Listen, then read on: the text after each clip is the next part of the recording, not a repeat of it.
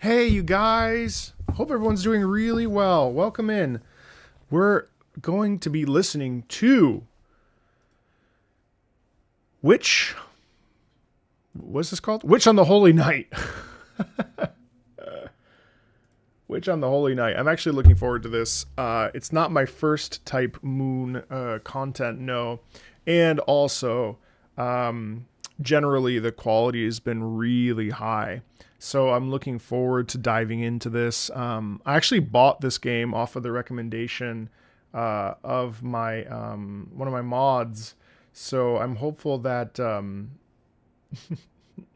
hopeful that the music will also be good. Tsukihime was really impressive, and yeah, so I'm excited for this one. That being said, before we start, a couple things. Will I stream it? Absolutely not. Never. I will play it by myself, or never. it's the jury's out. But no, I would never stream this. That being said, I wanted to thank I'm Slice Orange again for requesting now. This is their second Type Moon. Tsukihime was the first one. Tsukihime is on my Switch. Well, I'll find time for all of this. I'm finishing up Minish Cap right now, which is a wonderful, wonderful 2D Zelda game that I've been playing on my own time. I'm almost done. I'm in the last part of it, back 10% of it. And then tomorrow I'm going to start playing Dragon Quest VII Reimagined. So with that being said, did I play? I didn't play either. I just bought whatever's on the Nintendo Switch. So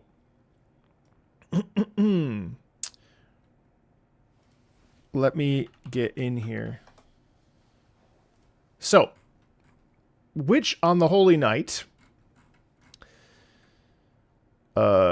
Composer Hideyuki Fukasawa. About the composition, the soundtrack for Mahoyo, similarly to Tsukihime Remake, was composed by Hideyuki Fukasawa with contribution from Kate Hill and others. The best way I could describe the soundtrack is that it's comfy, atmospheric, and sets just the right vibe, which complements the magical mysteries of the game. The first 26 tracks are from the game itself. The last 5 are official bonus arrangements from a special edition album. Witch on the Holy Night, also known as Mahoyo, is the first work Kinoko Nasu, the creator of Tsukihime Fate and the Garden of Sinners, has written back in 1996.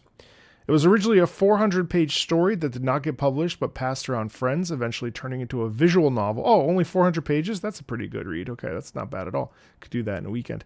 In 2012. It's a comfy story about Aoko, an apprentice witch, learning magecraft from Alice, a reclusive witch. When classmate Boy happens to spot them in the act of using magecraft, they decide to murder him. The story explores how this then pans out for them, which I would assume not well. We're going to be analyzing 4 tracks, Kwonji Alice, Kenron / Finality, and 5, which is track number 21. We'll give ourselves about 2 hours here on the dot, and I will do my best to finish everything.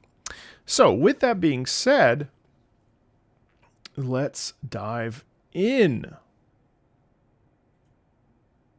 Mahoyo's doing the Demon Slayer movies and the Genshin movie? Oh, that's cool. I didn't realize that. I just assumed it was all UFO table. Okay, the visual novel is only 15 hours? Oh yeah, that's actually pretty reasonable, actually. I actually might read this. I'm looking for a book. Okay. Let me grab... Not on stream, though. I'll fall asleep. I fall asleep when I read, so... Apparently I've already heard Kwonji Alice. That's interesting. Alright. Let's dive in. Main theme.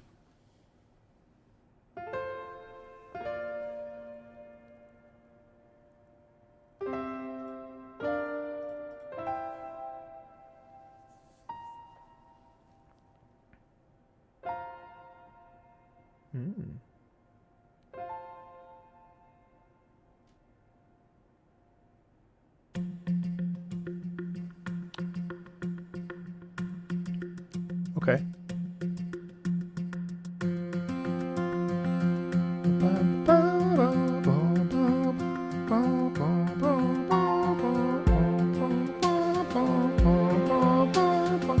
It really does sound like waking up.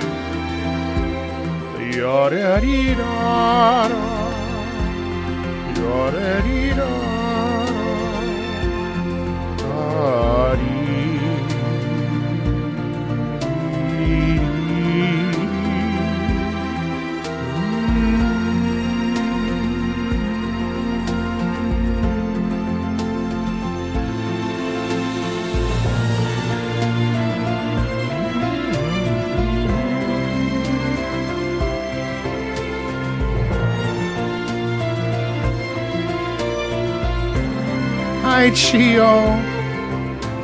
Da-dee, da-dee, da-dee-da.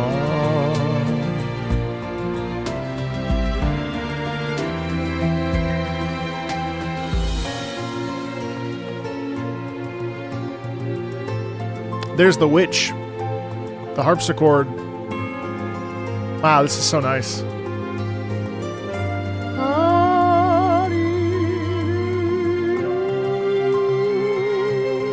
See, this is really nice.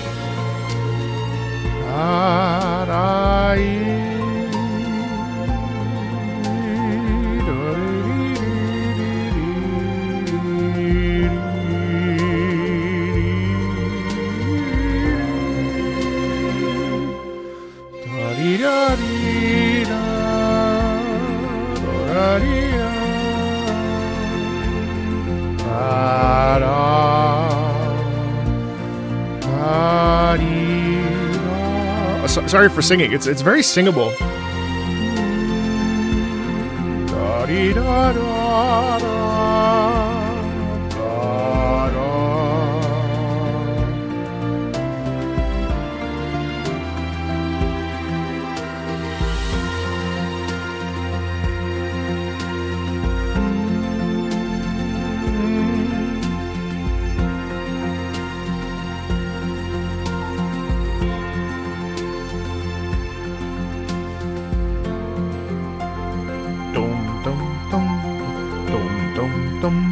That's gorgeous, man.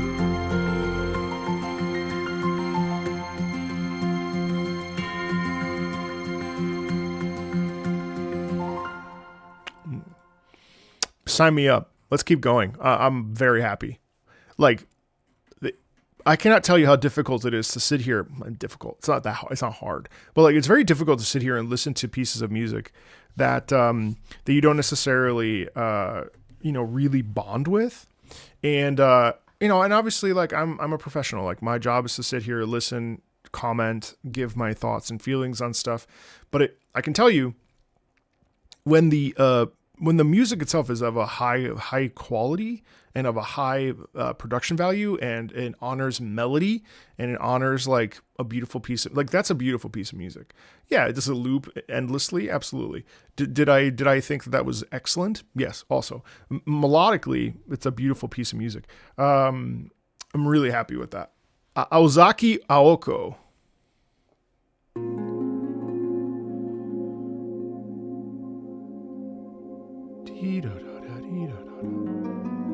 See, this is like mystery, right? So it's like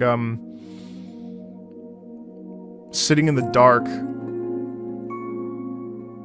contemplating your existence, right?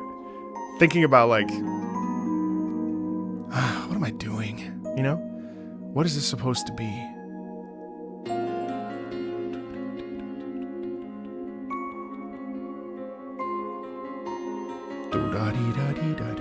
It's also, so it's slightly predictable. Good morning. It's predictable, but that's not a bad thing either.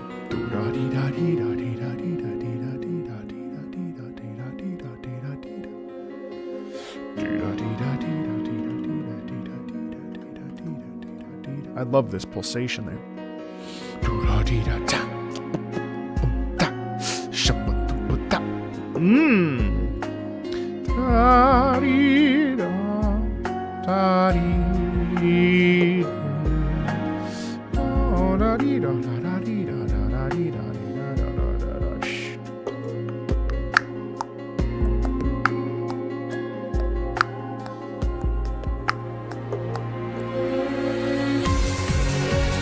Wow!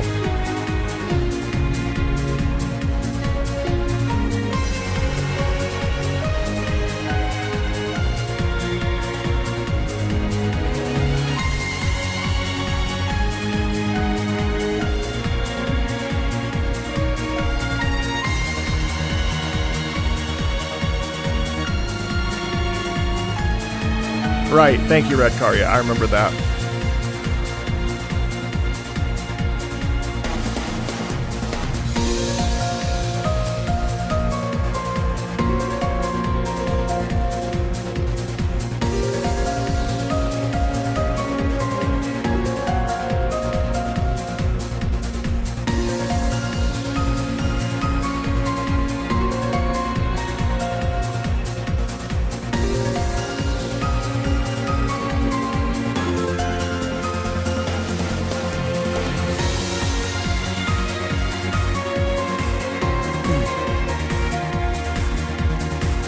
Hey, Sandrema, what's up?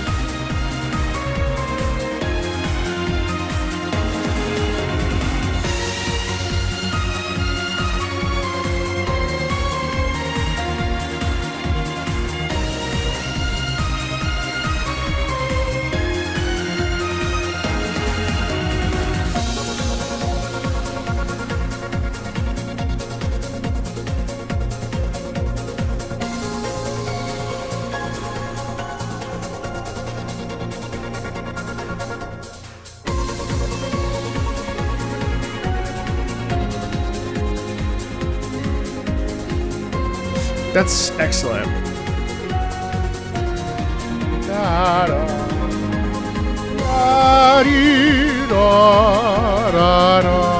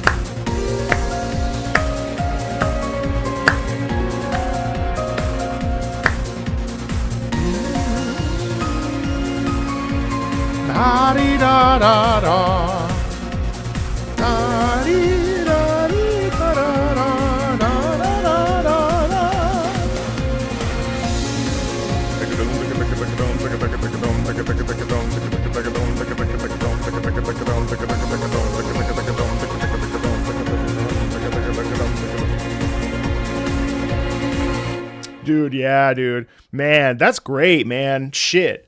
That's so good. And I think like what I like about that the most is there's this kind of, so we start kind of broody dark, right? And then as the thing progresses, we kind of awaken, right? We awaken to our potential.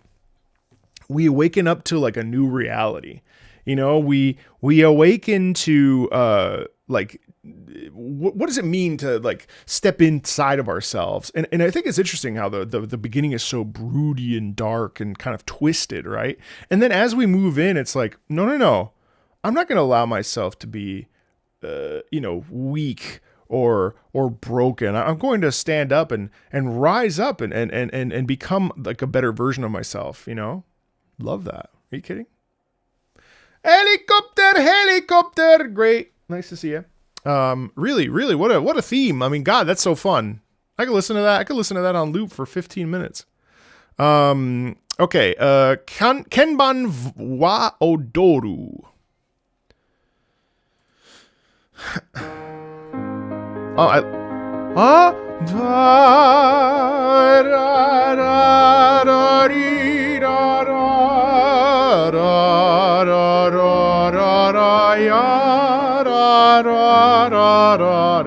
Are you telling me you're telling me that they included Franz Liszt Liebestraum in here?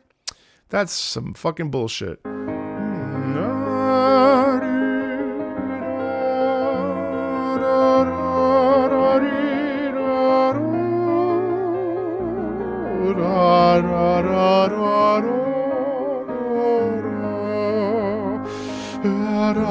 Bloomberg. I'm never gonna shut up. I'm so sorry.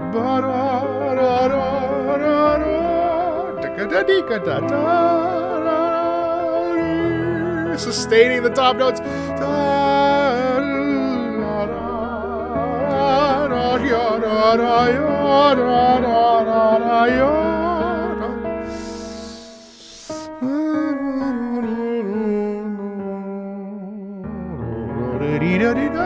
Tension, tension, tension, tension, tension, tension, tension.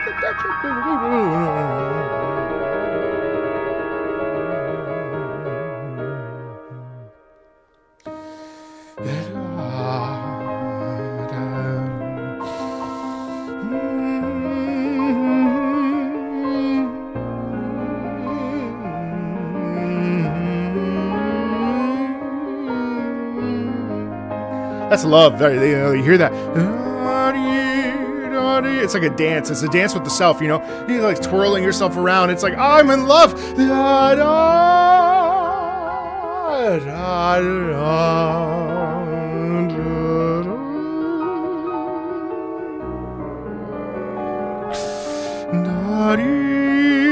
I will choose to love and accept myself for who I am.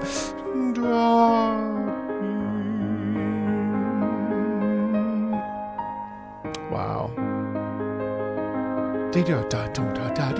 And then the fact that we pick up with the arpeggiation there.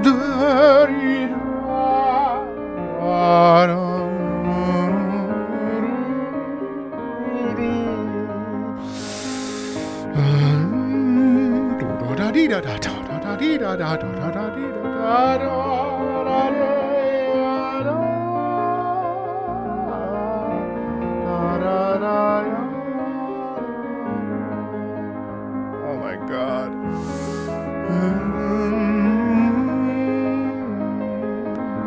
Tori, you can just rewind 5 minutes.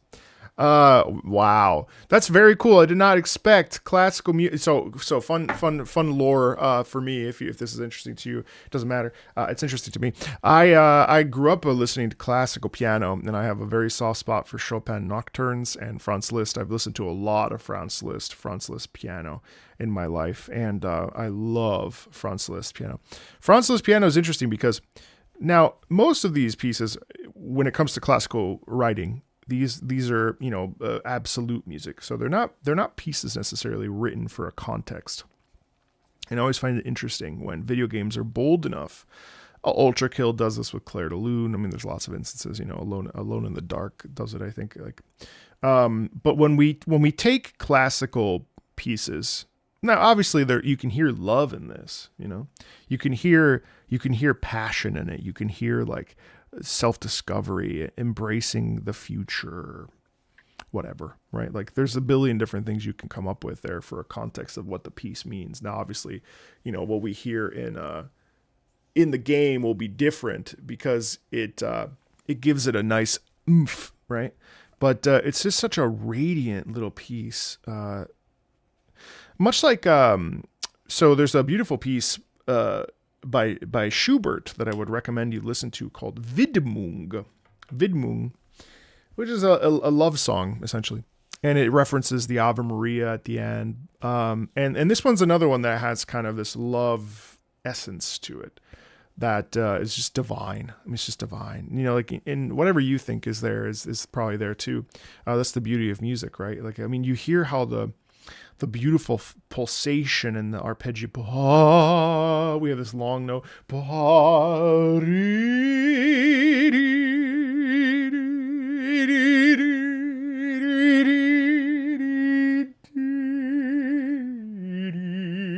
Right, so all that's doing is actually re-emphasizing the same note over and over and over.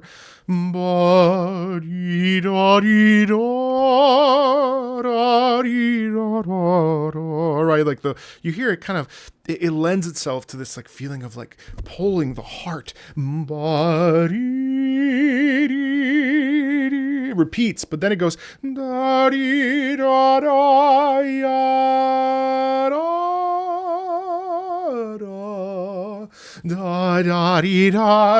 And then it starts to pull again. So you have this push and pull, this rubato, this We stretch the taffy. We pull in the taffy. Hey, Time of Chaos. Thank you for the raid. What's up, you guys? My name's Marco. I love talking about video game music and anime music from an emotional perspective. I was an opera singer for 14 years. I've since retired, and now I live my life talking about music, video game music, anime music, any kind of music, visual novel music. It's great to have you. Thank you for rating. And what a life. What a blessing. Chaos, chaos, chaos, chaos. Thank you for the raid. Appreciate you guys. Welcome in. What were you doing? Let's give a shout out to Time of Chaos if we can. If there's any mods here that are able to do it. All right. Kunji Alice. I'll be stopping and starting probably about, I'm going to say 2 to 3 times. I'm also vibing, so I don't want to stop too much and become too excessive. But that is par for the course. Here we go. Now, I've heard this before, but I don't remember it. March? That was March of 2025? All right, so almost a year ago. All right. Crazy, I don't remember anything. It's a waltz. Da-da-ya-da.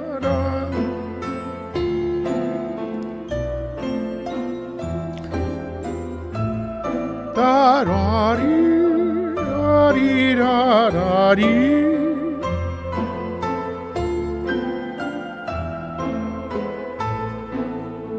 Beautiful.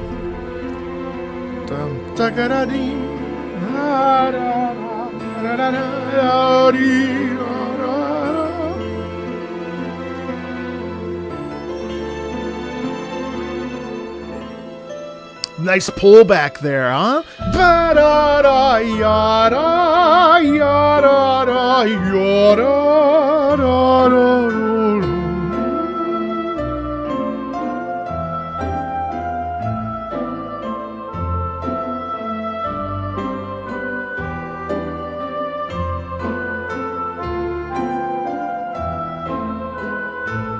It's a beautiful dance there, isn't it? So this is so, you know, it's interesting. So understanding the basic premise of The Witch on the Holy Night, we have this this very innocent femininity, right? It's not sensual. It's very soft, right? It's very, very, very soft. And yeah, elegant, of course, and ethereal, yes, absolutely. And what it really feels like is this whole first couple songs are about, well, I think, Aozaki Aoko is about waking up, wanting to be bigger, better, strong, better, faster, stronger. This really feels like, I have this image in my brain of her, like, looking herself in the mirror, and it's almost like she waltzes with herself. It's like full-length mirror, okay? And there she is. She looks at herself. I mean, of course, I'm looking at this image, beautiful image of her that you can't see, poised. And what I find so elegant about this is that this feels like a sort of waltz with the self. This is a waltz with coming to terms with who I am. This is a waltz of, like, stepping into myself, embodying myself, finding my womanhood, discovering my femininity, discovering my power, my calling. It's a very elegant, and the waltz kind of lends itself to that. There's a bit of mystery in it. There's a bit of like, I don't know, a bit of a confused smile. It's very, like, light on its feet, and it feels very like, yeah. She's trying to understand who she is. Like, it's very light and bright, and it's got mystery and a slight air of shadow to it. It's beautiful. Especially when we get the lower stringed instruments in here, right?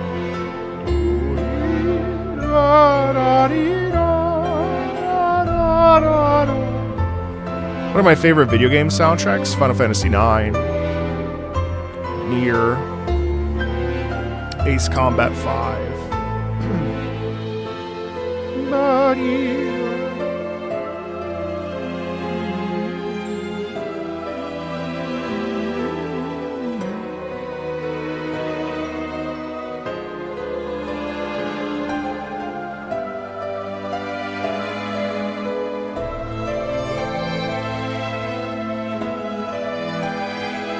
Yes, I have, yeah. Actually, it's already on the channel, I think.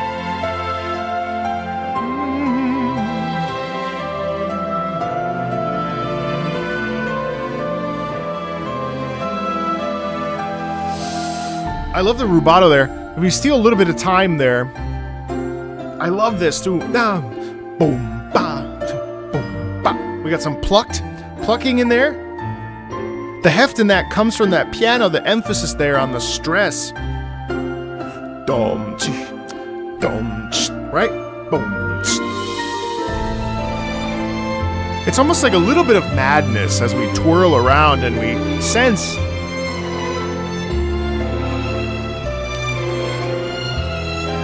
And the thing is, it repeats itself, but it expands. So it's not just a simple repetition. It repeats, but then it adds flavor. It adds layers to the sandwich. You know, we get a slice of bread, then we get the lettuce, then we get the meat, then we get the toppings, and so on and so forth. We get the condiments, we get all this stuff, and it's a big. By the end of the song, it's a very big sandwich, and the sandwich is just the layering and piling on of emotions as they start to become, as this awakening happens, where we start to become aware of ourselves and aware of our body. It's almost like moving through puberty or something. There's a growth and a maturation that's occurring. It's almost like an awakening. The eyes start to twinkle. There's a glistening. There's a sound in that of, as we stack the instruments on top of each other, now we have this beautiful string thing happening. And what's happening in this moment is we have this, you know, this sort of recollection or awareness of the self, and it's gorgeous. It's gorgeous. Hello.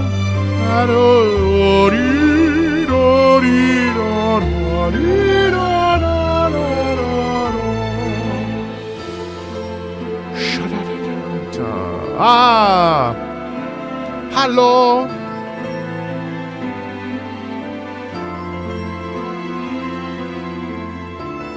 Hi, Fabio. Thank you for stopping by.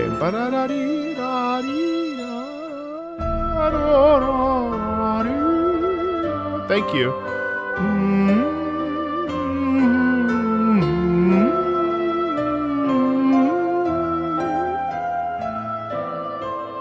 I love how then we pull back, actually, and we have a little bit of the vocal sound.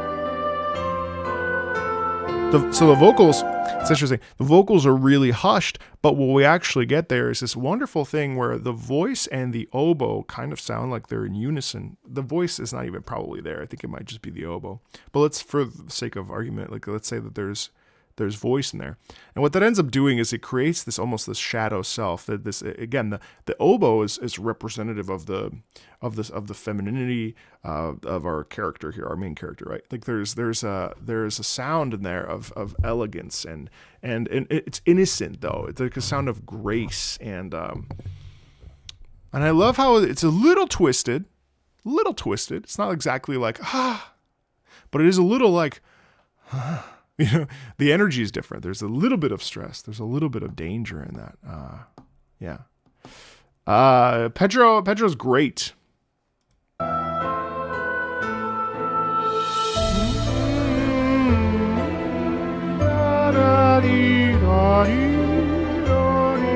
Hello.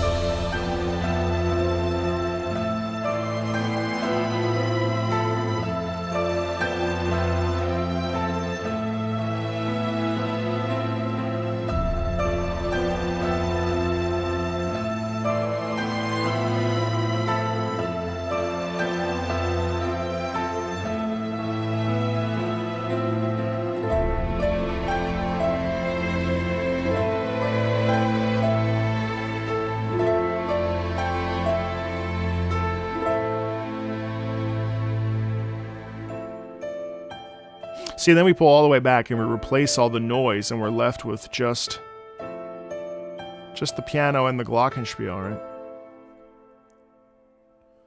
Gorgeous. I made a beautiful piece. Shizuki Sojuro.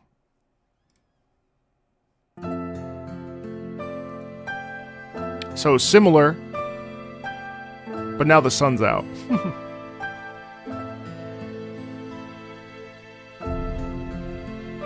There's a little bit of heft there with some of the... Huh.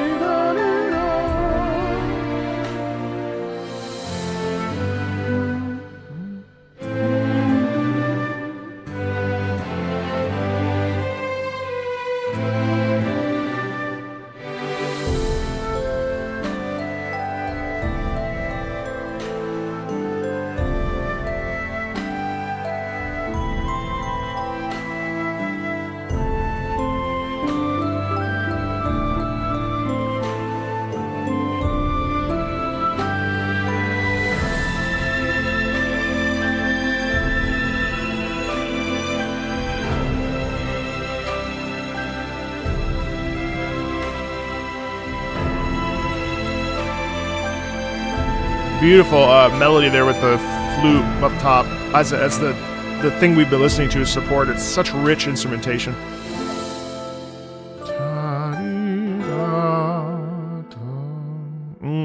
And then it doesn't resolve. Yeah, I mean, what a lovely piece, right? And obviously, it's a bit repetitive in this case. But what I love about it is the body. Where are we going? The body of the song is really excellent. And what I think is cool to me is the fact that essentially, like, it feels very busy, but it's essentially it takes the Konji Alice idea and just kind of like. There's a little bit more of an embrace in the song. You know, the sound itself is very like warm and rich, especially with the lower register. We get that big hit every time in the lower, like sort of the taiko. One of the things that's really excellent as well is the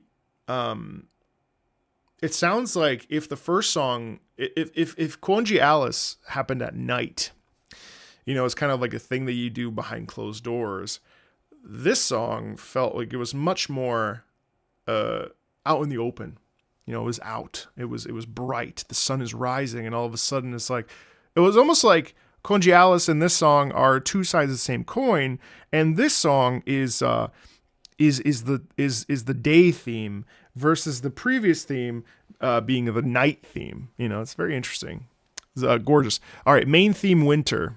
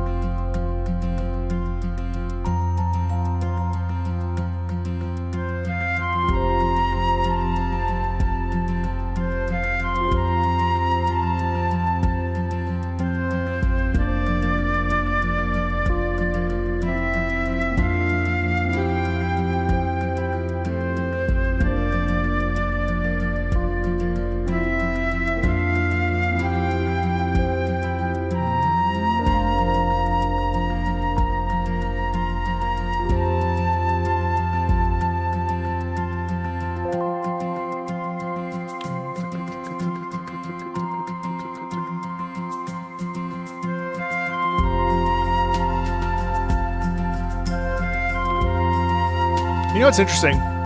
That's an interesting piece. So main theme, Winter. Maybe it's a winter piece, maybe. But what I like about it is that it's like it's almost like there's tenderness in that. It's like, hey. Oh my God, I'm sorry that you fell. I'm sorry that you tripped or whatever. Like, come, let me help you up. Let me help you up. My name is such and such, right? Like there's clearly this this interconnectedness that happens in this music. It does also feel like it could be like you're attending a bustling market and everyone's kind of, hey, how are you? And you're like, oh, it's nice to be home. There's real peace in it though. It's lovely.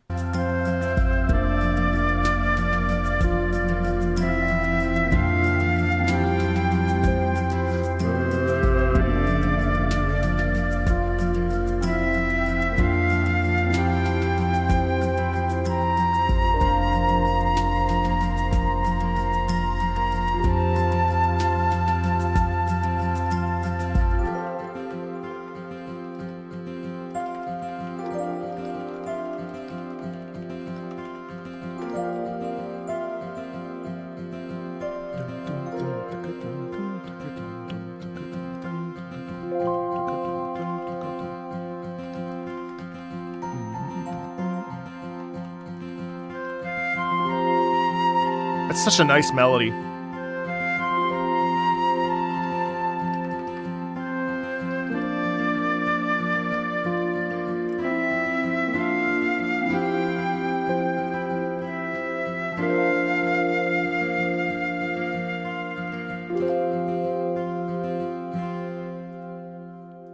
That's beautiful.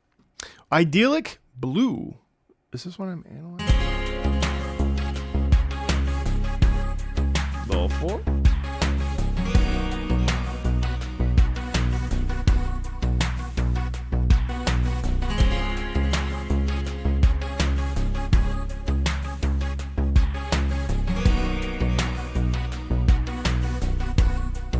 Hey, Daria, how are you?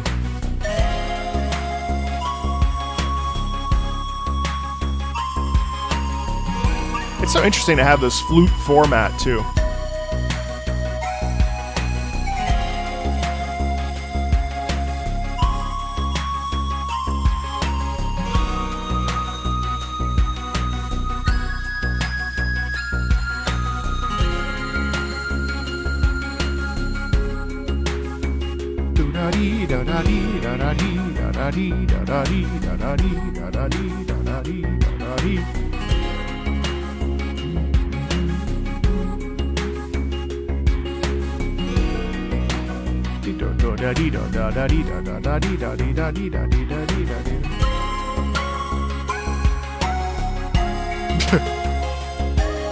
A lot of this is bright, though.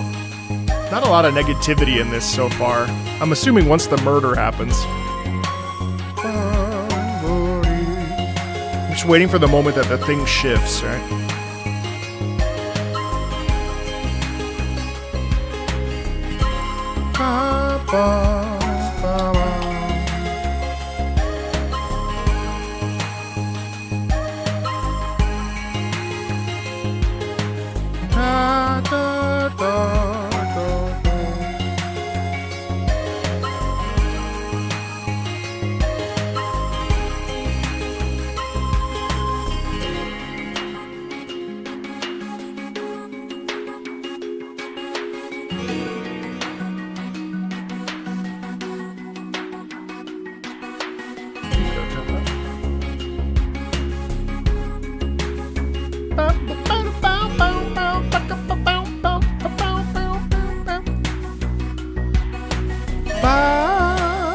Also, if I don't say anything, it's not because I'm not enjoying myself. I just don't necessarily have anything to say. I'm trying this new thing where I only speak when I have something of note to say. So, like that, I didn't have anything to say there, so I just didn't say anything. Obviously, it's a vibe. I think it's a really interesting, peaceful piece. That's it. All right, Thames Troll. Thames? Thames? Thames. Thames? The River Thames? Anyway.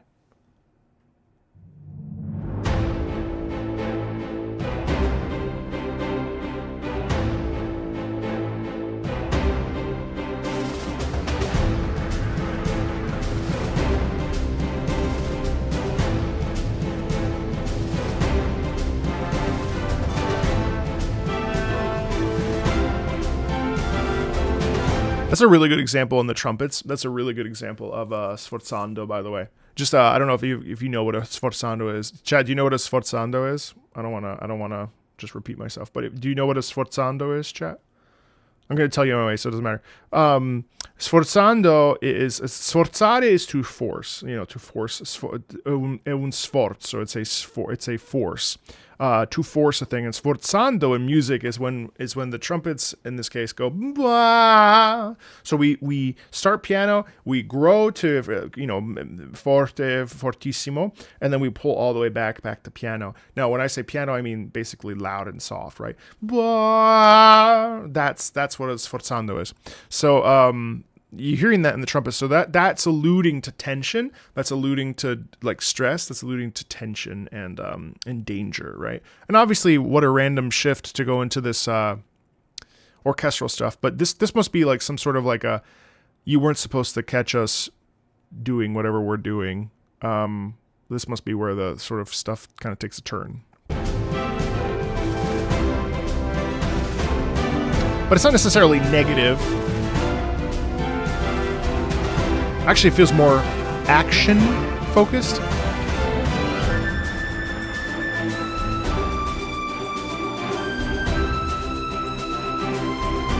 No murders happening here.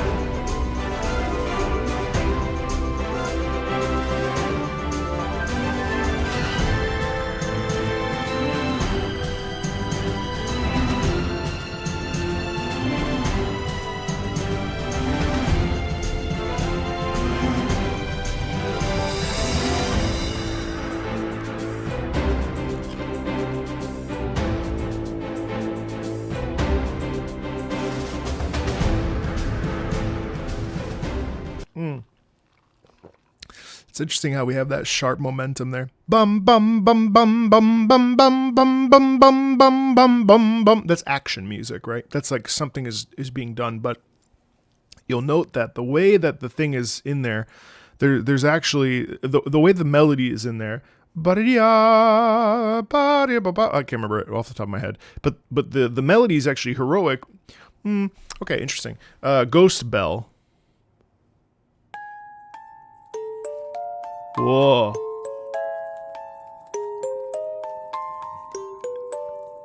Interesting. That's very macabre. A bit twisted.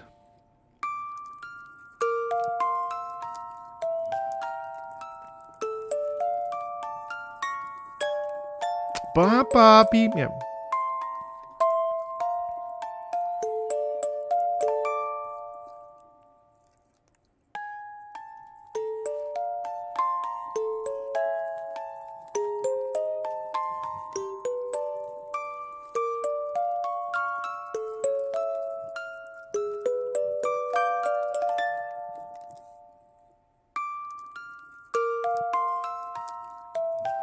Oof.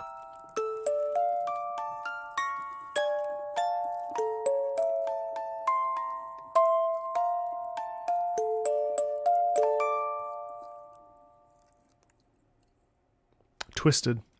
That's twisted. That's very twisted. You hear everything, it's sort of almost like a spell. Judicare TB.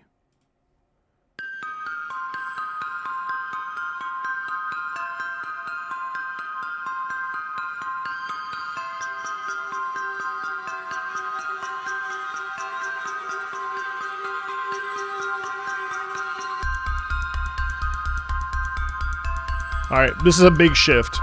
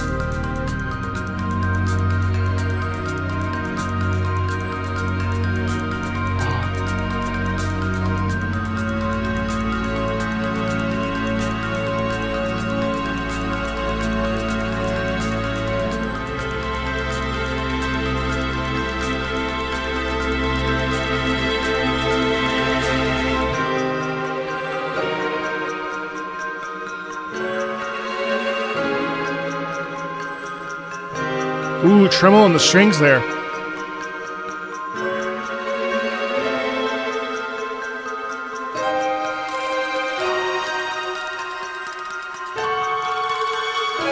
Morning.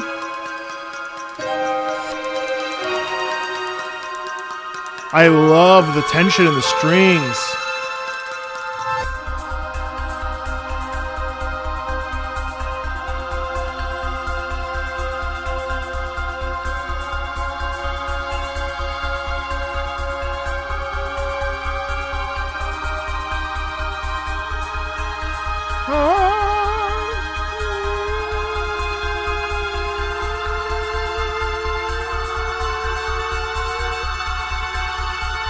The heart is racing. Oh, pull back all the way. Here's a...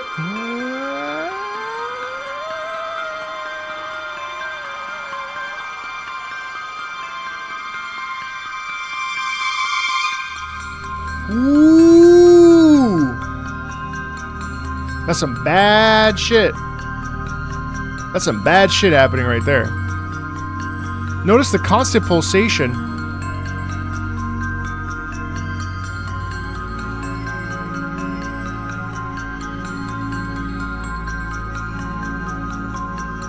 Oh, hey, Unnatural. How are you? Thank you.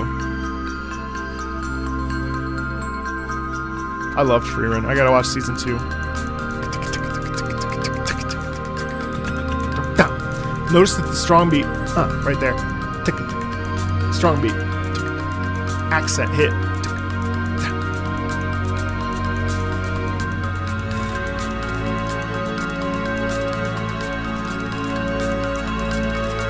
So the thing is, in this sound, we're summoning up that witch aspect. You know, we're summoning up we're stripping away all the stuff that we heard earlier in like Congialis as an example. We remove, and now what we're left with is this, right? This is a serious situation, and you hear how it's unnatural. It's not what we should be doing, right? So there's a bit of like hesitation. There's a little bit of even some grief, some kind of like twisting, contorting. I don't know. I don't want to do this. And it's almost like we don't have control over our mind, our body, our hands. It's almost like we're possessed almost. You know, you get a real like exorcist kind of quality in that. Bum beep ba da ba dee da da.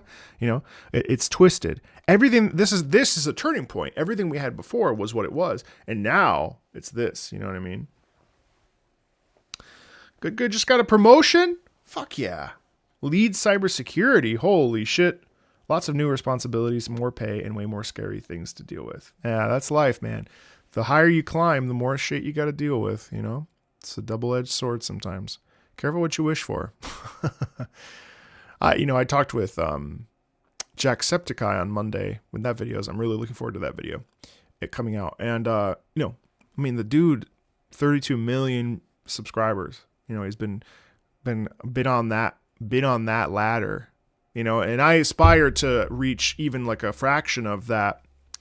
But it comes with a certain degree of, you know, it comes with something different. You know, it comes with different responsibilities. You know, like right now we have a very chill stream, 98 folks on YouTube, 45 people on Twitch. Appreciate you guys being here. This is a very low key, low stakes stream. You take this and triple it or double it, or even add like 100 extra people. The vibes start to shift, you know?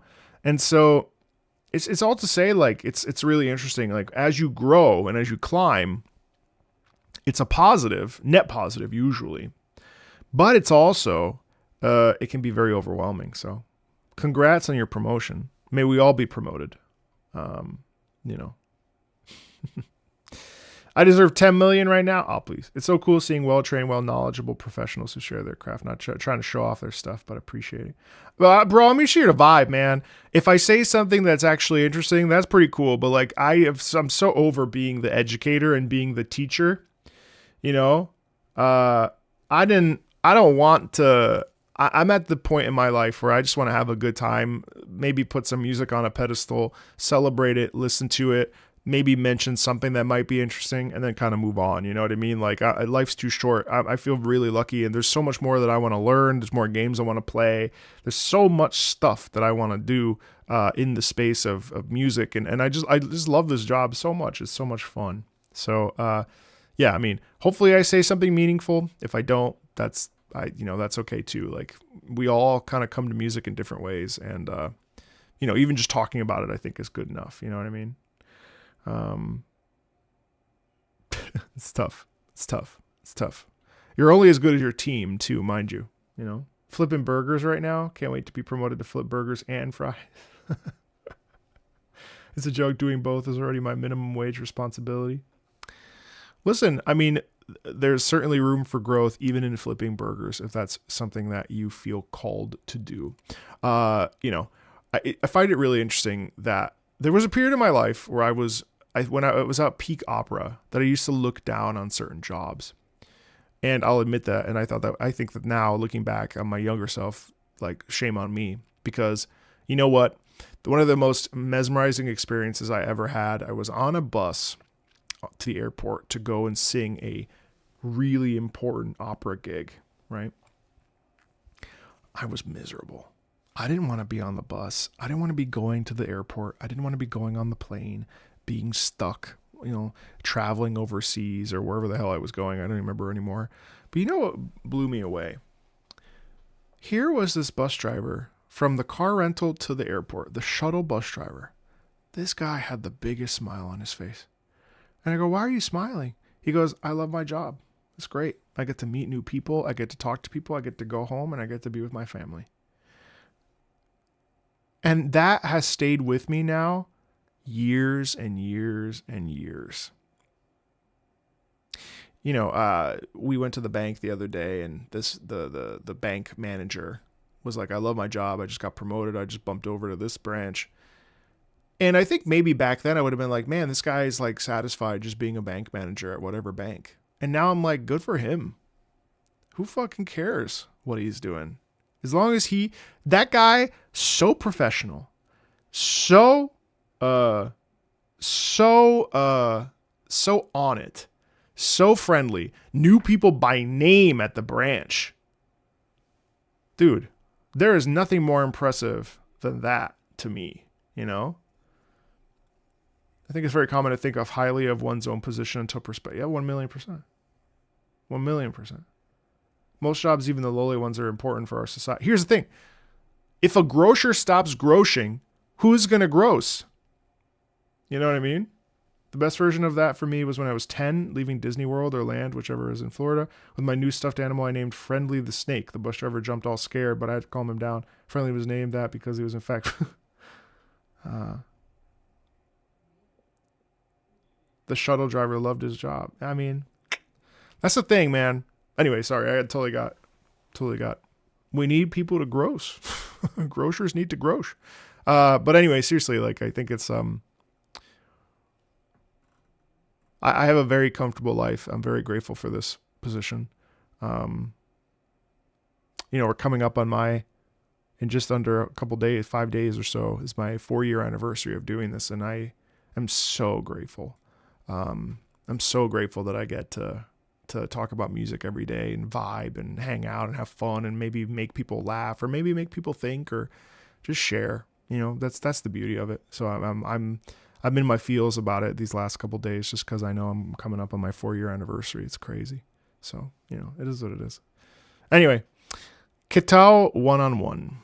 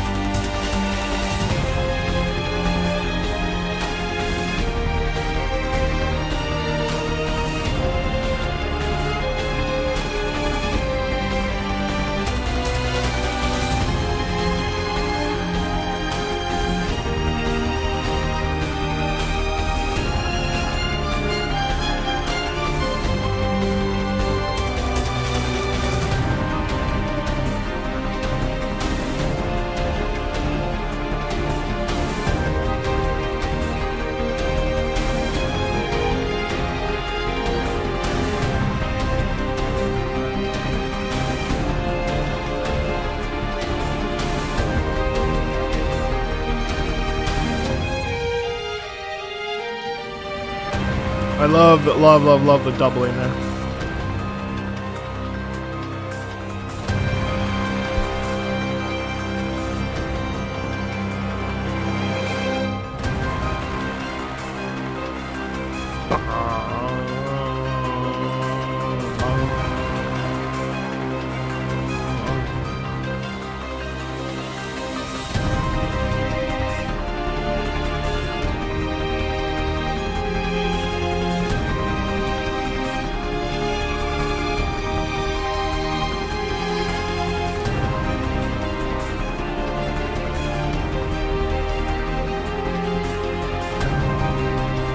Yeah, I like that. This is such a desperate sound. Like, what do you mean? What are you doing? Like it's exacerbated. How can you possibly think this is acceptable? There's an antagonization that's going on there. It's sort of like, kind of a harassment.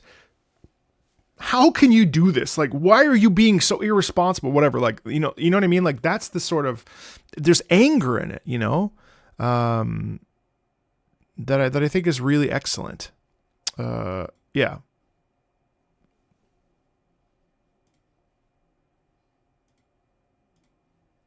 Otogi no Kuni no Kyoso. Something about witch. Oh!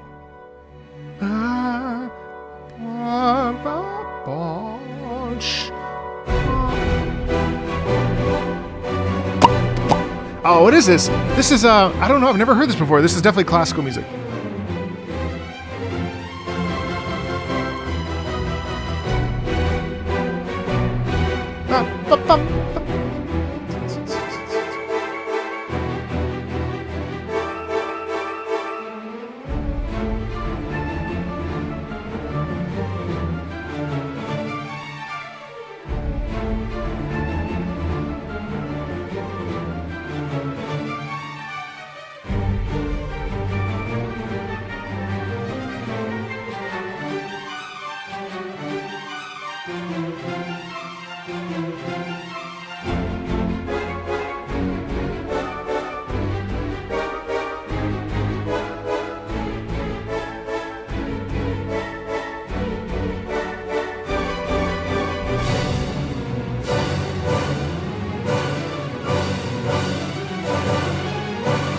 Tchaikovsky.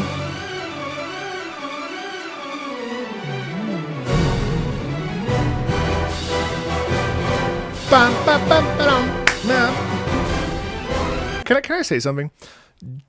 Okay. Do you guys find? So I've been listening to a lot of classical music lately. In the car, I'm in like a classical phase again, which is actually wonderful for me. Do you guys think? And this is a loaded question, so I'm going to ask it in the most like well thought out way possible. Do you think that? Oh, this is the Romeo and Juliet. So it's Tchaikovsky's Romeo and Juliet. Okay, not Prokofiev. Okay. I'm sort of starting to think. Do you feel like what we're listening to right now, Seymour, I'll come fight you. Do you feel like what we're listening to right now has more depth than the rest of the stuff that we've listened to? Removing context, right? Like I've been enjoying this immensely. But when I listen to this, I feel like I immediately know it's bigger than video game music, which feels odd to say because I am the number one glazer and the number one advocate for video game music, and I still feel very strongly about it. But how does this feel to you who are not necessarily versed in the classical world? Like, do you feel like Quonji Alice is as meaningful as this piece? Obviously, it's serving a context, so like let's extract that, right? Like just from the way that it's written, does this feel richer? Not necessarily, totally.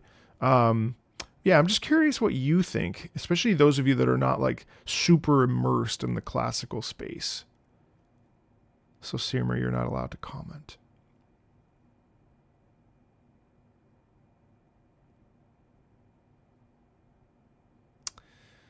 I get what you mean. Yeah. Mm-hmm. It's not to say that one's worse or better or whatever. I'm just curious if there's an impact for you as a listener. I don't feel like it's a bigger necessarily, other than that we've been conditioned to consider classical as being more epic or grand. Right. Because I think like one of the things that I come up against when I invite to like a non-gamer who's a classical musician is that like they're going to say, well, it's not Mahler, it's not Tchaikovsky. You know what I mean? Like, I think it's interesting how everything's really intentional. Classical older music has definitely more meaning. Each note has its place in a composition. I don't have classical. It's fine. You don't have to answer. Someone not super immersed in technical level, but learning terms as a go. Something like this reminds me more of a tone poem, right? I mean, totally, yeah. Well, isn't classical composed to be communicate much more of a story through feeling, through sound alone? Sometimes the context in these pieces matter because they emphasize the setting they have. Yeah, I definitely think classically oriented soundtracks have depth, if anything. I like character themes in general, so I'd still lean over the Aoko, Soj, or Alice song because I get the connection. Yo, Maho. Yes. Well, yeah. What's up? Yeah. Yeah, it doesn't totally. So it doesn't necessarily make it better. As a violinist, I sometimes think that classical music is over-engineered. That's interesting. It's interesting, you know. I do think that that's a great point, though. That that pieces of music, when they're in the classical space, hey Mona, you know, we have two different, you know. Hold on. Well, Tchaikovsky's music has survived hundreds of years. Games OSTs haven't. Maybe the game OST that we'll listen to in 2200 will have as much depth as Tchaikovsky. Sure. Yeah, I just think it's an interesting conversation. I think I'm going to bring it up with my guest. At 1:00, I'm filming another non-gamer episode with my buddy Kevin, who, if you haven't seen that episode, he's already been on the channel, but he's coming back and we're listening to another slew, actually a lot of classical pieces. I found it takes years to develop an ear for certain types of music. If the music is excellent and is no less deep or rich than this for the, yeah, 1,000,000%, Ash. And the thing is, like, who's to say? And I also don't necessarily agree that one is better than the other, you know? There's a noticeable depth, though, to the tracks that are renditions of classical pieces, because even if they aren't versed, like most of us, you can basically tell from hearing it that it's a classical piece, right?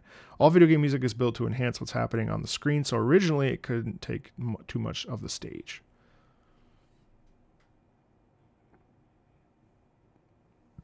Princess Tutu, yeah, you're really, I'll put that on the list after I finish Mob Psycho, Redcore. We'll vote on it. Classical music survived, not forgotten, and was heard by more people, and the value is defined by people. So I think classical music is more valuable, basically. That's a fair definition. Classical music survived, wasn't forgotten, and was heard by more people, and the value is defined by people. So I think classical music is more valuable. Not to say, that's true, there is lots of classical music that's been forgotten. Like, some of my favorite pieces are by a composer that was mentally ill, and he burned half of his pieces. That's a good point about survivorship bias. Although I don't disagree fully. I actually agree with that statement. But that's all. I'm just asking. I don't really have like an intention behind it. No, absolutely. Everything you're saying makes complete sense, guys. And I think it's a really interesting thought process. And I feel, I feel like this is the place to have that conversation. I don't necessarily think, for instance, I think it's hard, right? I listen to something like Malzeno's theme from Monster Hunter, and I think it's as valid as this Tchaikovsky piece, right? If I listen to stuff from Lost Ark, or I listen to some of the older Genshin Impact, Yu Peng Chen stuff, excellent pieces of classical music, right? I listen to other stuff, all this to say that there is a delineation, and everything we've listened to thus far has been really interesting. And I think it's great. However, when I listen to the Tchaikovsky, I find that it tends to stick a little bit more in a place of holy shit, kind of like Bloodborne's music does, right? Grand Blue Fantasy's music also does something similar. Absolutely. Yeah, it's just for fun, of course. I think there are modern composers who 1,000,000%. And you listen to Austin Wintory or Christopher Tin or yeah, absolutely. And I do think that there's music in gacha games, for instance, that's as good as stuff on the radio. You find them more interesting when they use digital tools or other musical elements. Sure, totally. Most ancient philosophical works are still missing yeah, absolutely. Anyway, all that to say, I find it interesting how gorgeous this piece is. That being said, it's also interesting because, like, a lot of people want to get funky about, like, well, classical music doesn't necessarily have context because if it's absolute music written simply for the sake of writing it. That being said, everything you can find a meaning. And I've been thinking about this. I'm like, well, how would I listen to a Felix Mendelssohn piece, and how would I connect myself to it with a context? Like, what is the sound telling me when I listen to this piece of music? Like, what are the emotions I'm extrapolating? Am I picturing a scene? Like, what is happening here? And I don't necessarily know. It's a little bit harder, but it does certainly portray emotions, which is cool. So anyway, just felt like positing that question.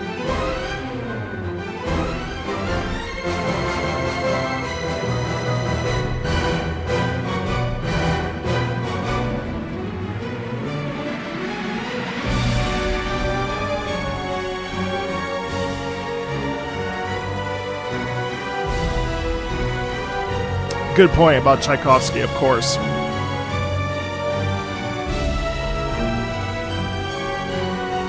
Of course. Absolutely. Duh.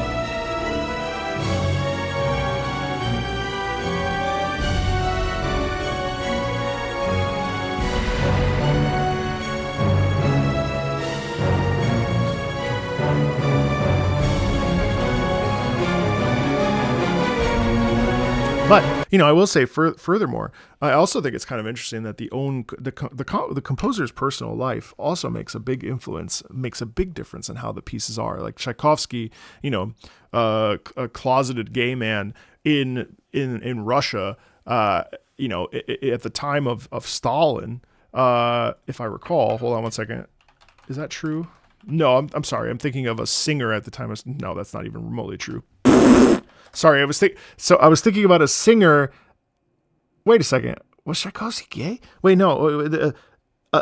No, I'm sorry. I was thinking about a tenor Ivan Kozlovsky, who was gay and around at the time of Stalin, who would sing Tchaikovsky music. Never mind. I got it all mixed up. I don't think Tchaikovsky was gay.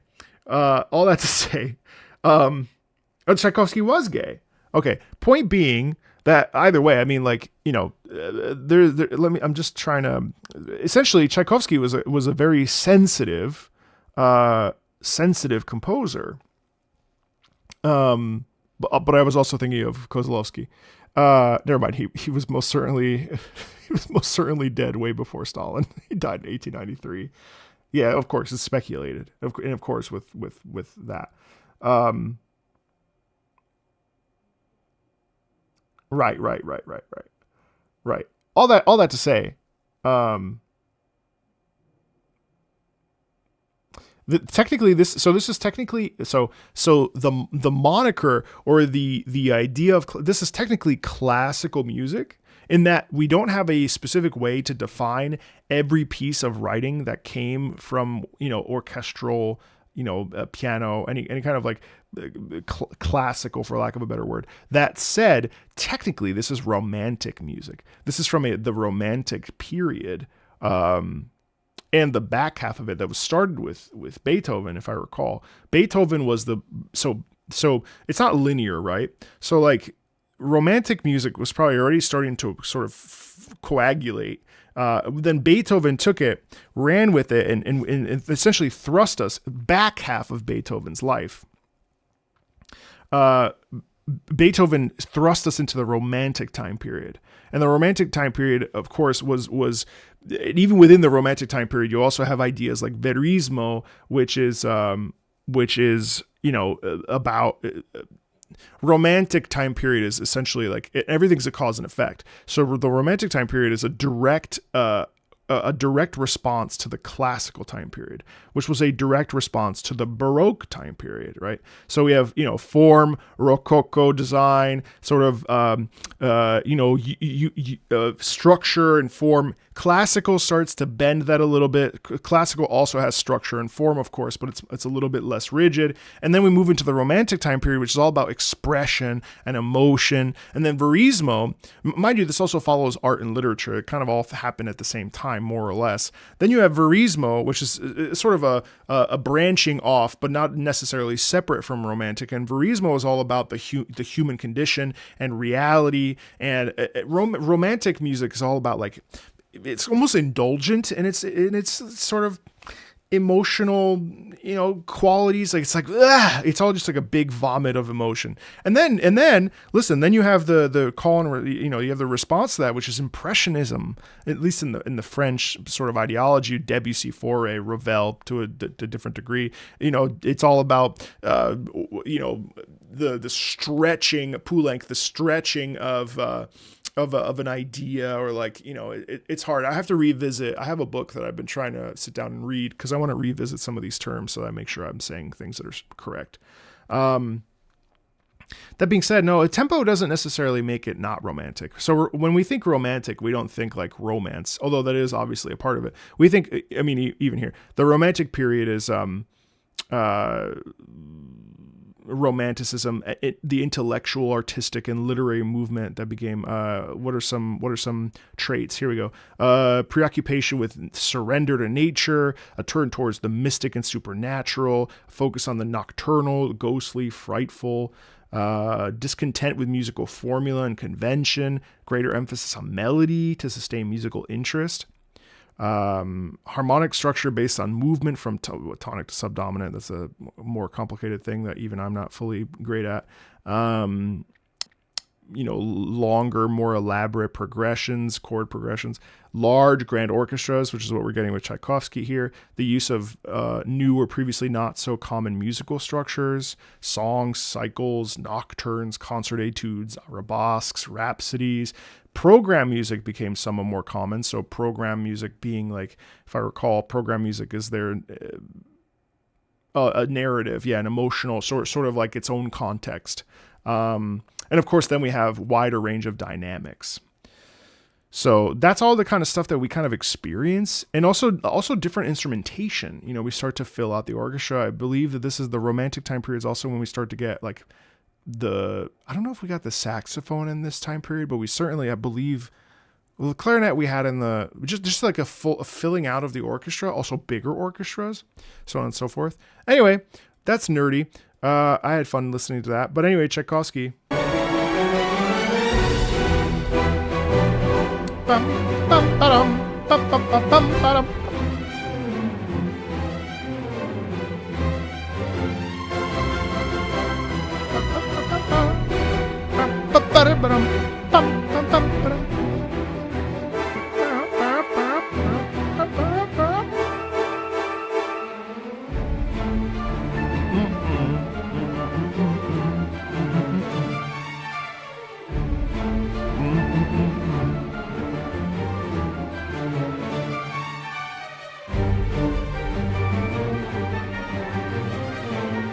You see how they're actually calling and responding in there?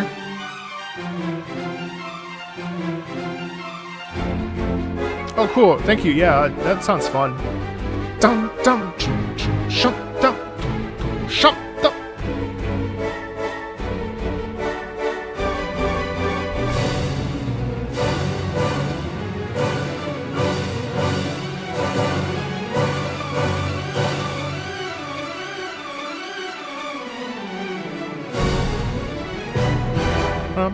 Oh no! Oh yeah, that's what a fucking piece, dude. So that's the thing, though. It gets your blood pumping. You know what I mean? It's definitely a conversation. And there's this back and forth in there. Essentially, it's a battle. It's tension. It's a fight.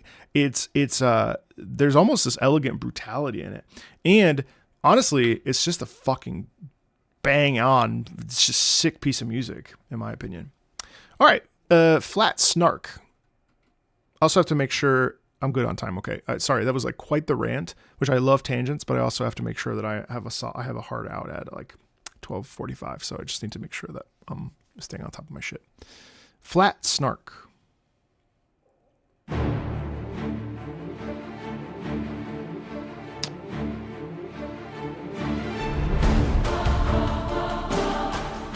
Yeah, see, so this is an interesting conversation, guys, because actually I think this is extremely cool too, because you get the chorus. Now, obviously, I would say it's a little bit more pulled back in terms of how it's orchestrated, how it's filled out, how the things are like annotated, and how the music kind of feels.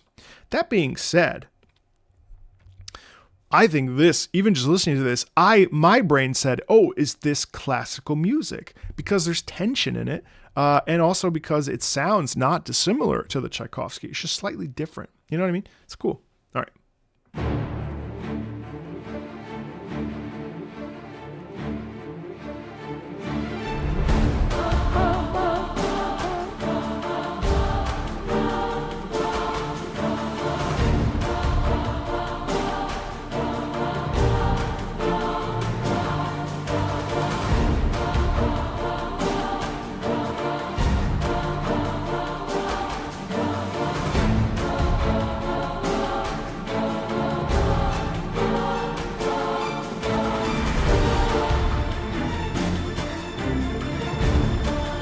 Nice sustain there with the strings there.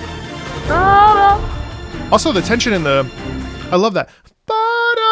There's a real danger in that, right? And that this is really this is brutality, but it's classy brutality at that. You know, there's certain structures. The percussion there too is really heavy, and I appreciate how dangerous that is. You know.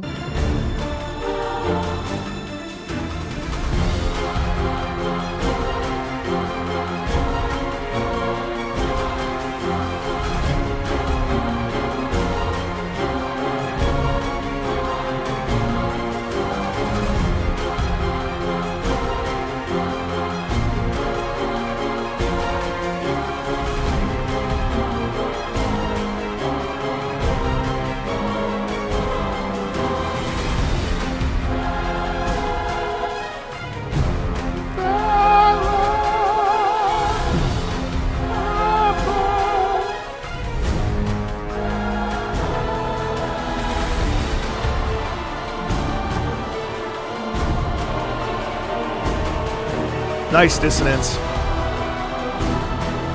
Yeah, I mean, it's a good question. An issue with visual novels for me is I would fall asleep. I fall asleep quite easily while reading, and also because of my ADHD, I tend to kind of need to be doing something. So I don't think I would ever stream a visual novel, not because I don't think they're worth doing or anything like that, but simply because I just think that I just can't stay focused. I would have to do a visual novel is not something I can sit down and play for 3 hours. I've tried with Punishing Gray Raven, and I end up almost falling asleep, and I feel bad. And then I'm like, I look like this, and it's not because I'm not enjoying it. It's just that I fall asleep while reading. And I actively need to be doing something. I actually fidget a lot, even when I'm watching Mob Psycho or any anime on patreon.com/MarcoMeatball. Oh guys, the shirts! I'm sorry. Guys, you gotta check out these shirts, you guys. This is just one of the versions. Look at this merch. Check out the shirts. They're so nice. If you like music, this is just one of them.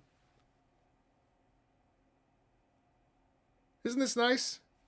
Cat, what's that say? It says average video game music enjoyer. There's lots of other stuff. There's two others. Sorry. But anyway, yeah, no. So ADHD. I fidget a lot even when I'm watching anime on Patreon. But anyway, the shirts are all music themed. They're not Marco Meatball themed. We purposely didn't want to do that. So if the shirts are interesting to you, it's in the description of this video. No, maybe.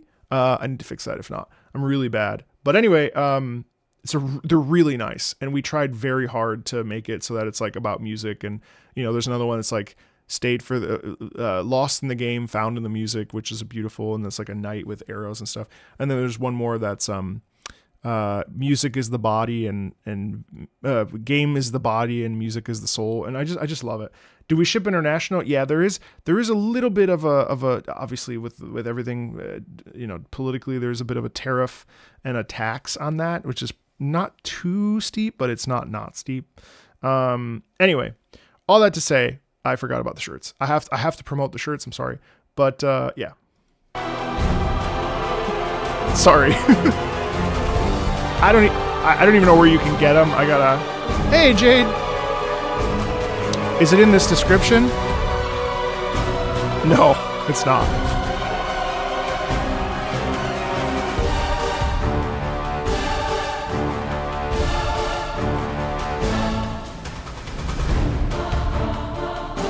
Actually, the vocals are sick too.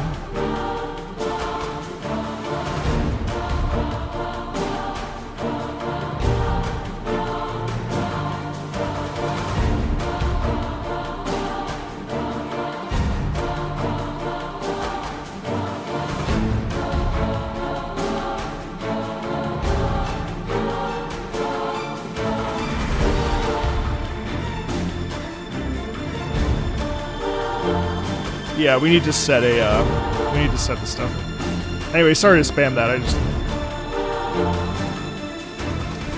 also the vocals are kind of interesting because here's also almost like it's almost like we replace the young innocent girl and we replace her with the deformity, with the twist, with the disgust. Like this is when we remove the innocence and we're left with, you know, the finality of decisions. You know?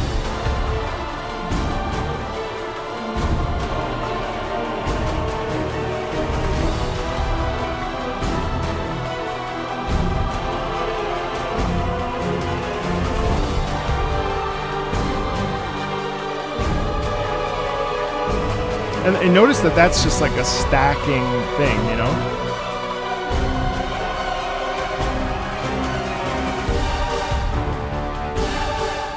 And you hear also the hits there. Ba, ba, boom, ba, ba, boom. There's a lot of doubling there, which is really, really satisfying. Very nice designs. I'm glad you like them. Yeah, we took it really seriously, and I didn't want like typical bullshit. I hate like YouTube shirts. It's so ugly. All right, next up is Kenrin Finality. I'll be stopping and starting a few times.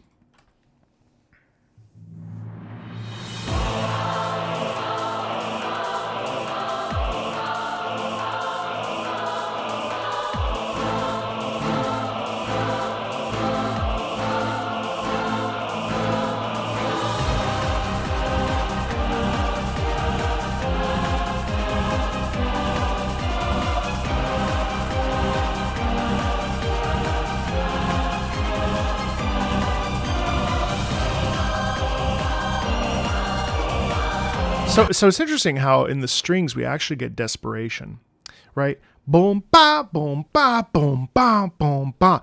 That's obviously tension. There's obviously a fight because we have the sopranos versus the basses and the tenors and the altos. So there's this clash that naturally occurs, coupling that with this beautiful emphasis with the strings, as if to say, what the fuck? What are you doing? You know what I mean?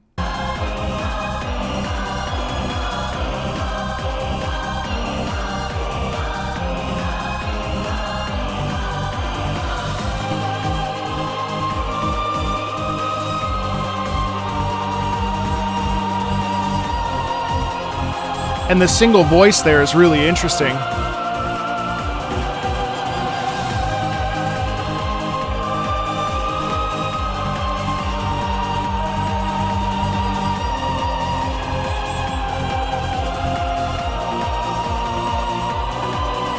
So it's interesting how the voices, so the single soprano voice is clearly, in my mind, our main character, whose name I don't know. And in this moment, I actually think this is like a no turning back kind of situation where all of a sudden she's like, holy shit, what have I done? Or what am I doing? And there's no coming back from this. What is my life now? And so there's this natural shift of, it's almost like the tension. Now it is a battle theme, but it almost feels like the tension is within her versus outward. You know what I mean? It's almost like it's an internal battle, like it's a fight within her subconscious, and that may spill out in other ways. But I find that really interesting how the single soprano voice kind of comes over and takes over.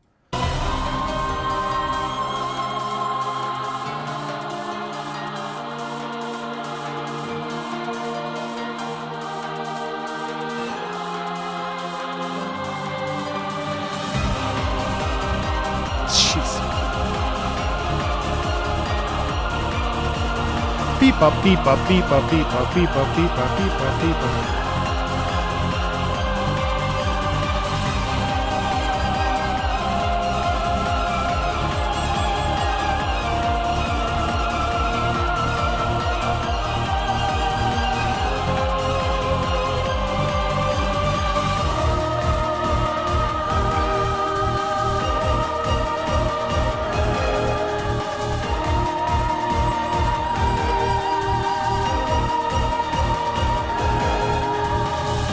That's interesting though. Now we have a swap. Now it's actually, there's a bit of actually like hope in that sound. Beep, beep, beep, beep, beep, beep, beep. There's optimism almost.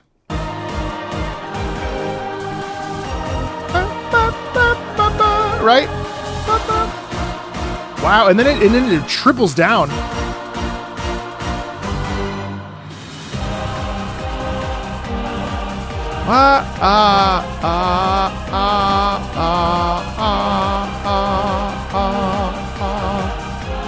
It's like, no, I'm not gonna let you do this. I'm not gonna let you own my soul like this. I'm not gonna let you take over my body and my mind. I'm a free person. I have my own thoughts, my own feelings, my own capabilities. And then it slows down.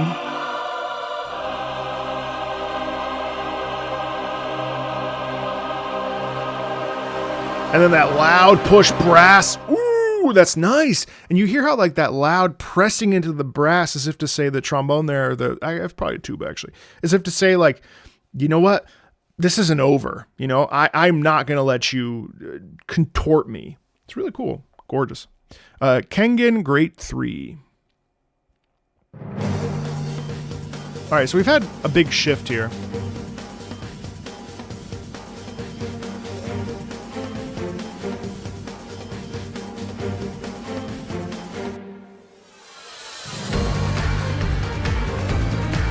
Wow.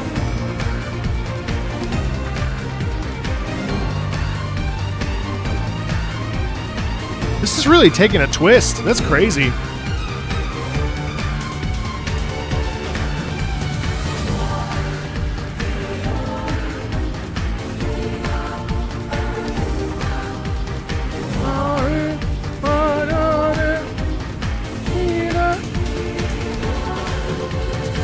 You know, and I find the juxtaposition here, there's a bit of this Latin sort of like church-like, almost like, I think there is a duality in this situation where there's almost this religiousness, this religious chant, this religious sort of almost like we're begging for release or praying for deliverance and for like to be extracted from this awful feeling of horror. I do still hear that like guilt kind of sound. Anyway.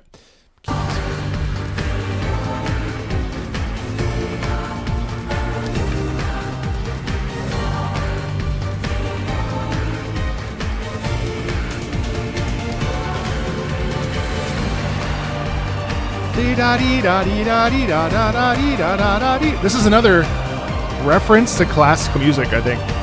Either way, though, gorgeous strings. I love this soundtrack, dude. This is so good.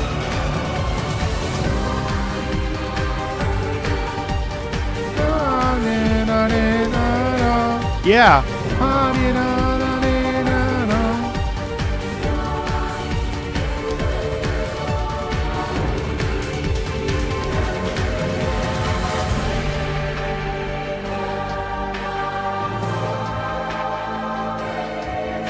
Wow. This is very, very, very liturgical. This is very, very, see, Mona, this is very, very religious, actually, which is gorgeous. This is almost like she like jumps up in the air and all of a sudden all these like, I picture these bright blue flames. Her eyes are all fucked up and red. Her hair is like, and it's like, and it's almost like she outstretches her hands and all this fire and shit just kind of comes out of her. And it's like she raises her, it's a typical like anime shit where she like raises her hand and it's like, I just picture that. That sound is awesome. Who knows if that's true? It doesn't really matter.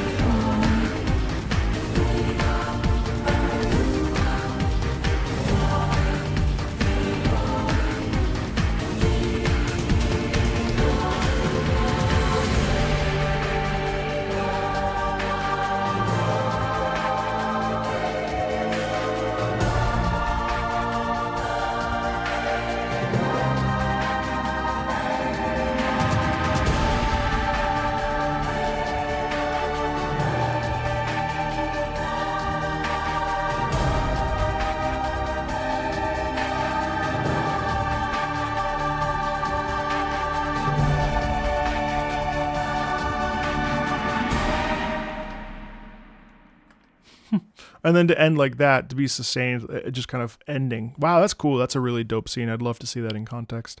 Gorgeous, gorgeous music.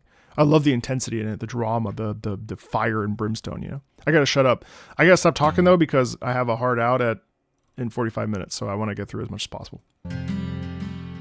So I'm not gonna talk as much until we get to 5. I'm like having such a great time, but I also have a hard out. I'm sorry.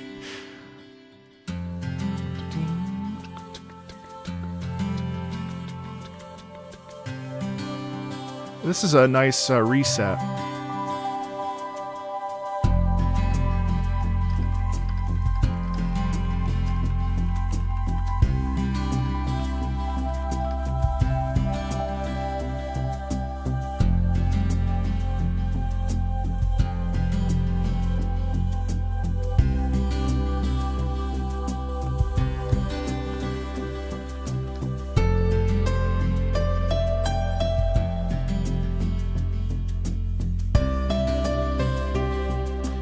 You think it would kill me because it's slow? But I mean, Fate Zero had slow moments, but I felt like, I mean, it's obviously different. I bet you slow probably feels very slow in a visual novel. That's probably a good point.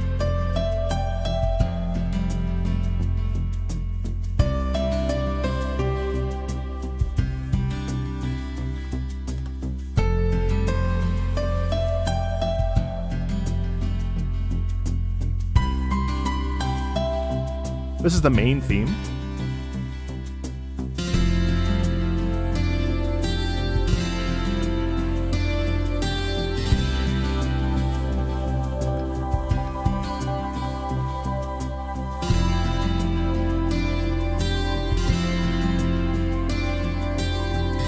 Oh, everyday life. Oh, yeah.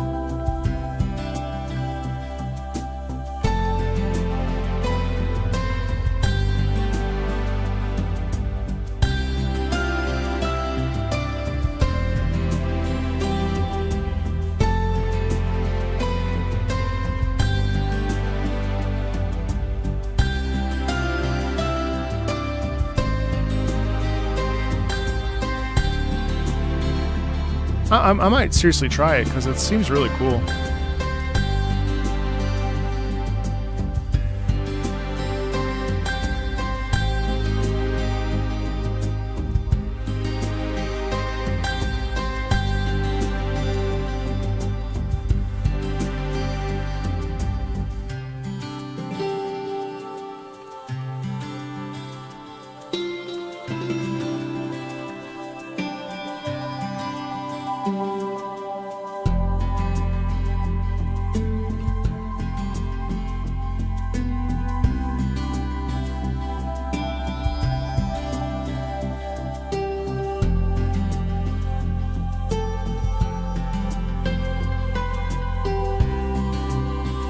Like, it's so interesting to get this after everything we just heard, you know?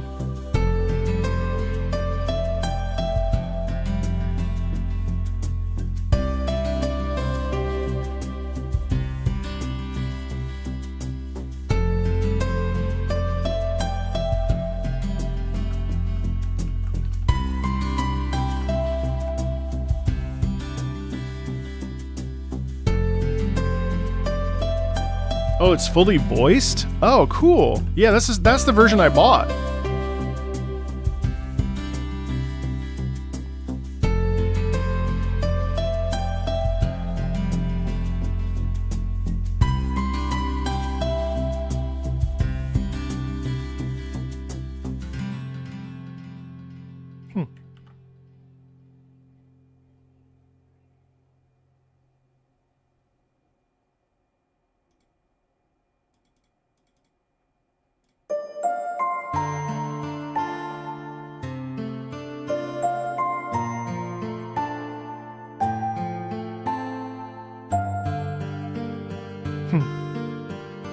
Cool. Yeah, I genuinely am very deeply intrigued. Probably more than Tsukihime, to be honest.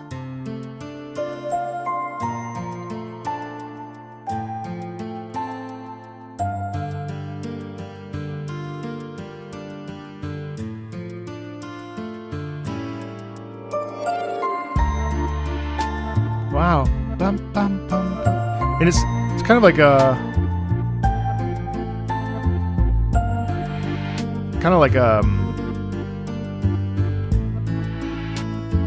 almost like a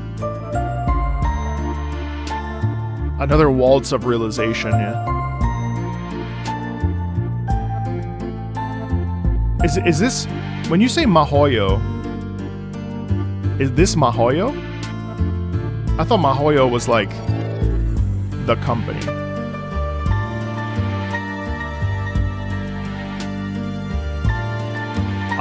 This is called duh. Okay. It's the Japanese name. Type Moon is the company. Right. Of course. Okay. Okay. Maho Saki no Yoru. Okay. I just assumed it was like MiHoYo.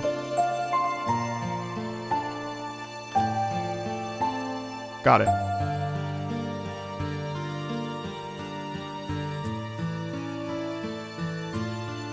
My bad.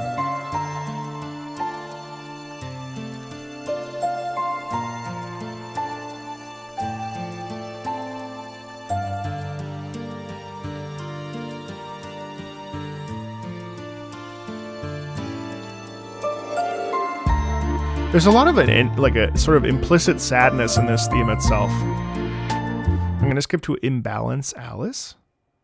Okay, so she's sort of off kilter. Oh, this is the theme. Oh, yeah.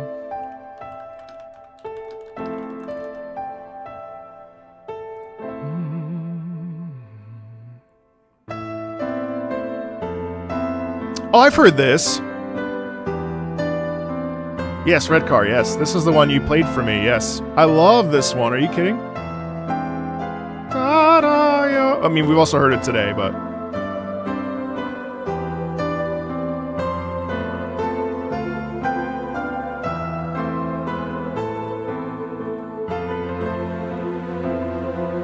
Sha-da-da-da.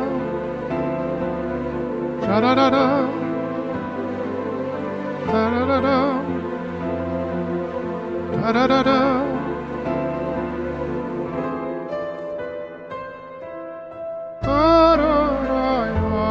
I can't do movies because of the how bad the copyright situation is with movies. It's already bad enough on the VOD Channel. It's really hard to do movies. So I mean, yeah, in theory I would love to, but like, so I mean, yeah, wiggling around to get it done is kind of rough, to be honest.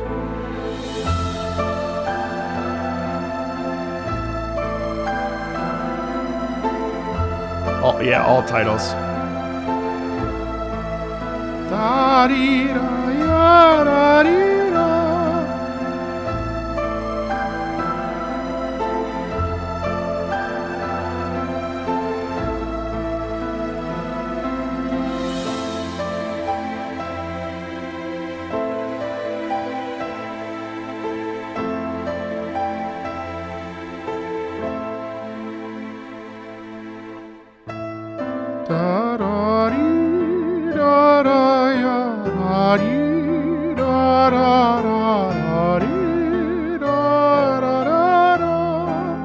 It's so like painful.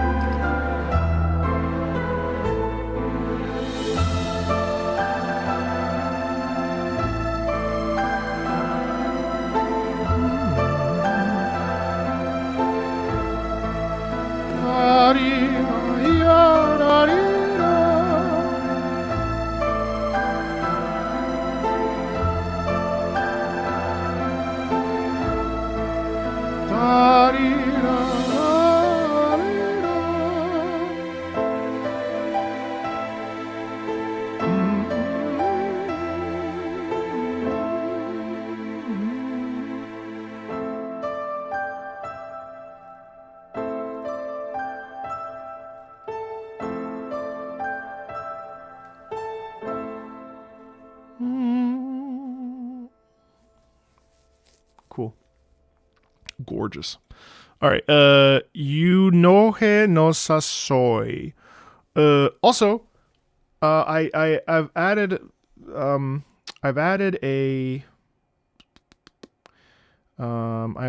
a new QR code that hopefully will work for the shirt on Twitch. Does it work? It does. For your viewing pleasure on Twitch, and then we've also added the bot and stuff. So thank you for your patience while I was doing that. All right, let's go. Imbalance. Oh no, sorry. Yurohe no Sasoi.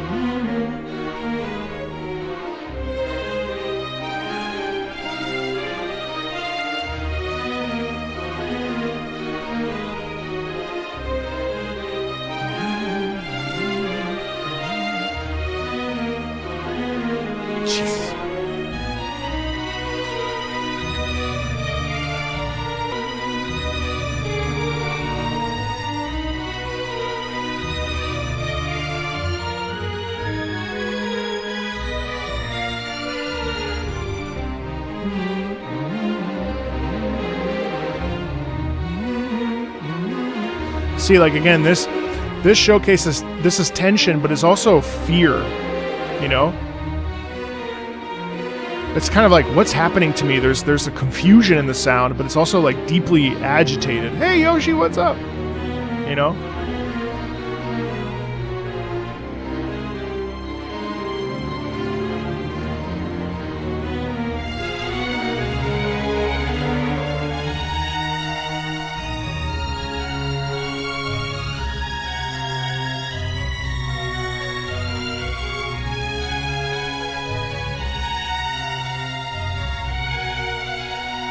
Like, what's around the corner, you know what I mean?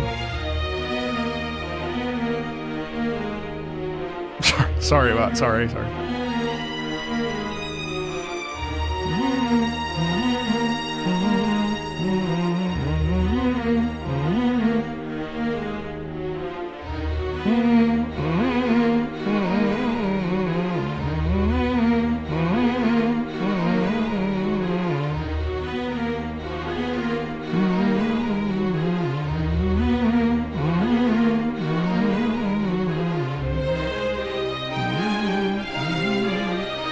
It does feel like there's a sort of lurking, you know what I mean? It's really cool. Hey, Sliced Orange, thank you so much for the suggestion and the request. Everyone's very happy. Kinro Elements.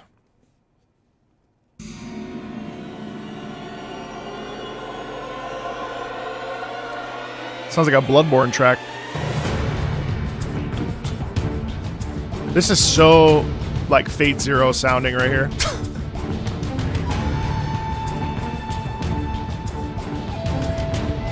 Wow, I like that.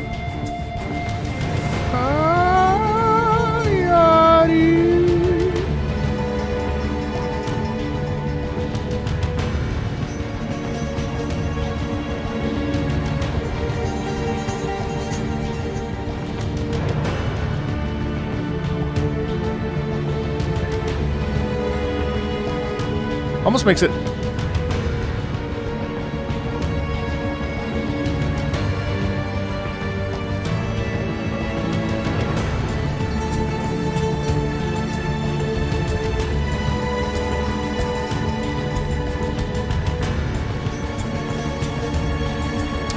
It's also tenuous, you know what I mean?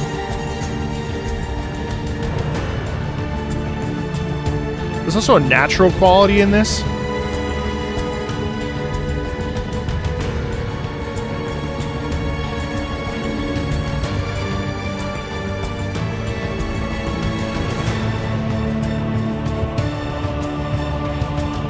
It's definitely unholy. What a nice thing to do, though.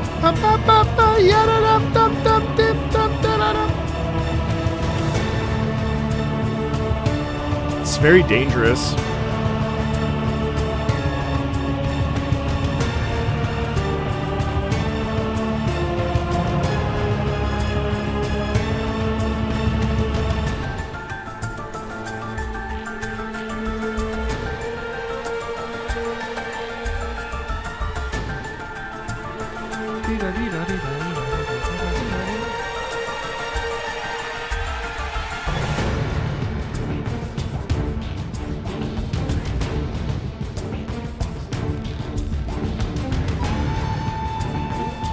Also, the air of danger in that sound is fascinating.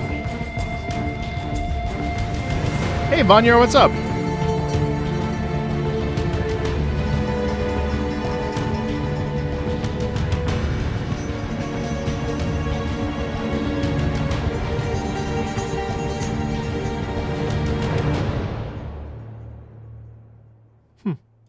Okay, 5. So I'll be stopping a couple times in this for sure. Or as much as I want, to be honest.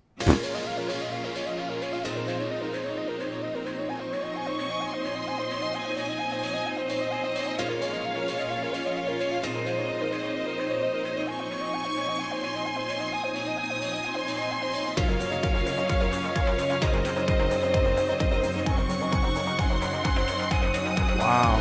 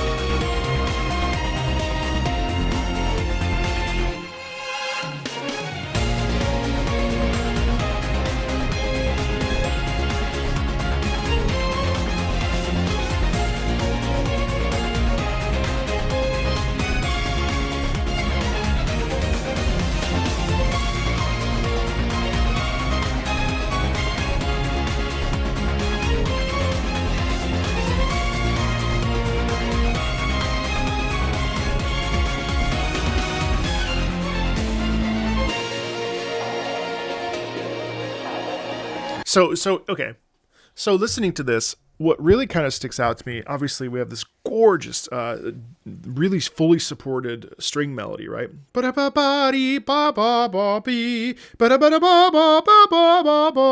I think like we've heard like some like this is like a pseudo variation on some of the slower pieces that we've heard before.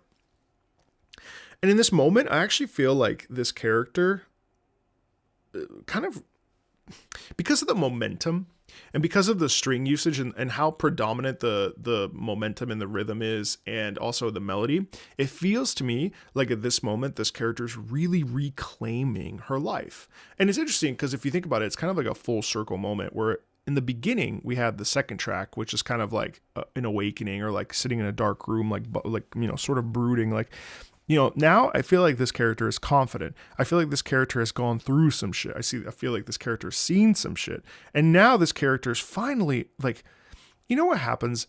We don't always take control of our lives because it's easier to let others sort of guide us or move us, because sometimes making decisions for ourselves is really difficult. Where I feel like in this moment, this character says enough is enough. I'm actually choosing my own destiny. based on, she mothers herself, she fathers herself, she becomes like a parent to herself. She owns not only her decisions, but she also owns herself. And that is a very powerful thing. And I feel like that's what I'm hearing right now because of the violin sort of borrowing from the different thing, coupled with,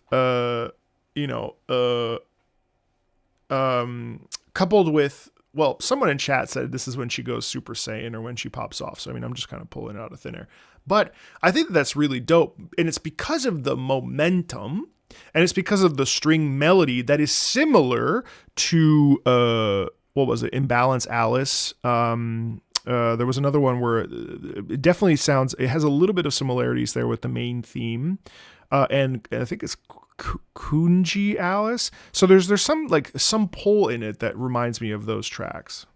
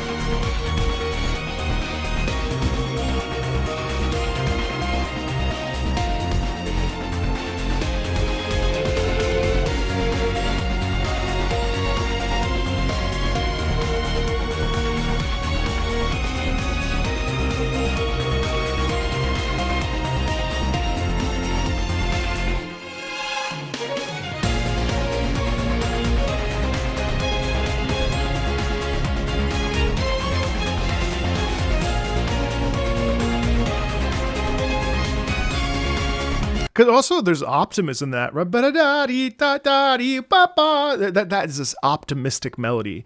It speaks to how great the composition is to enable Marco immediately deduce some level of understanding of the original scene in question. And it's also Marco's incredible intellect and experience with music and his history. 14 years. He's able to just understand music in a way that I've never seen before, which leaves me with my mouth on the floor. I am so impressed by Marco's capabilities as a musician, and it just blows my mind.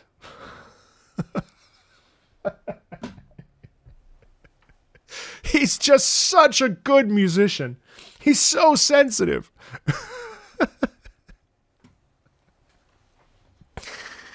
Please don't take me seriously. I'm just joking. Well, I mean, I definitely think it's the composition.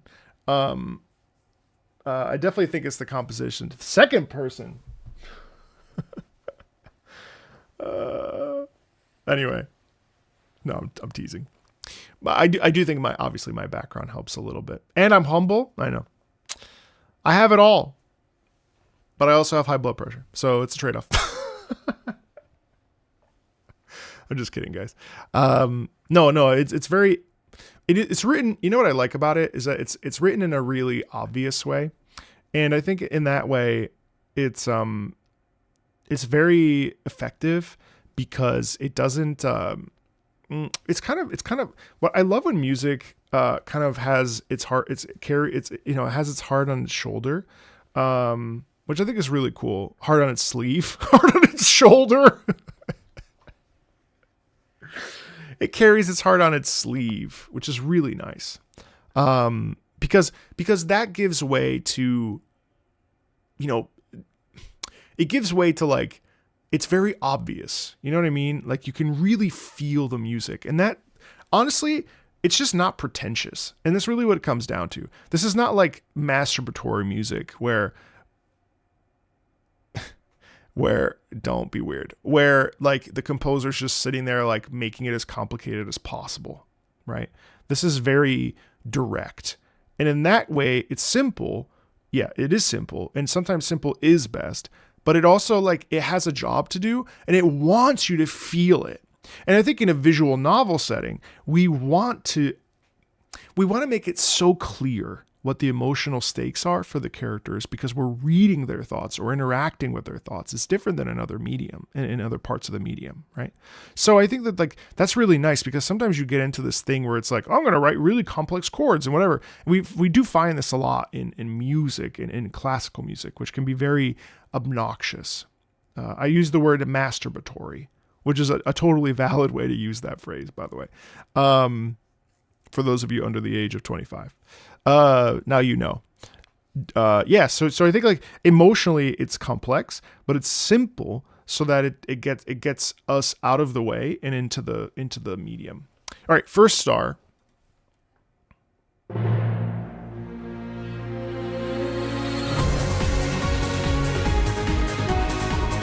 Okay, so it's a repeat but different.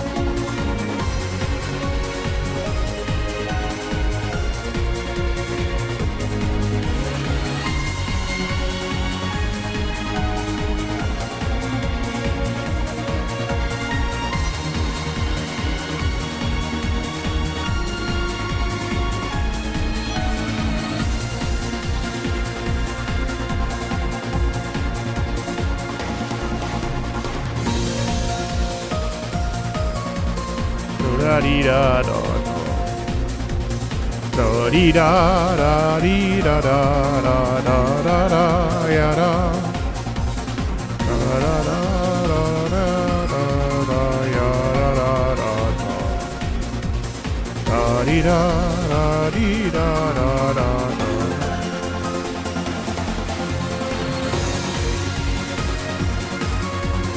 Da dee da da da.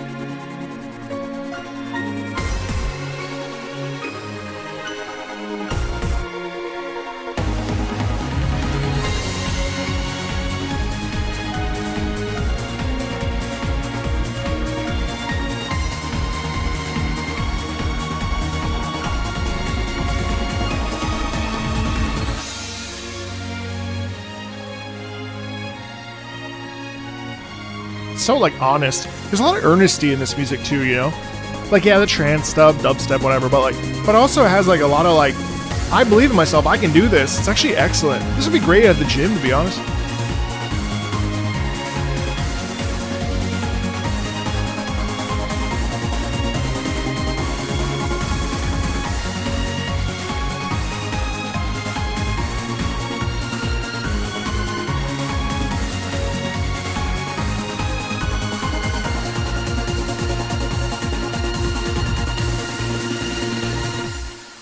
Beautiful. I'm going to keep going just because of time. It's 12:35. I want to make sure we get to the rest of the soundtrack, so do my best. Innocence.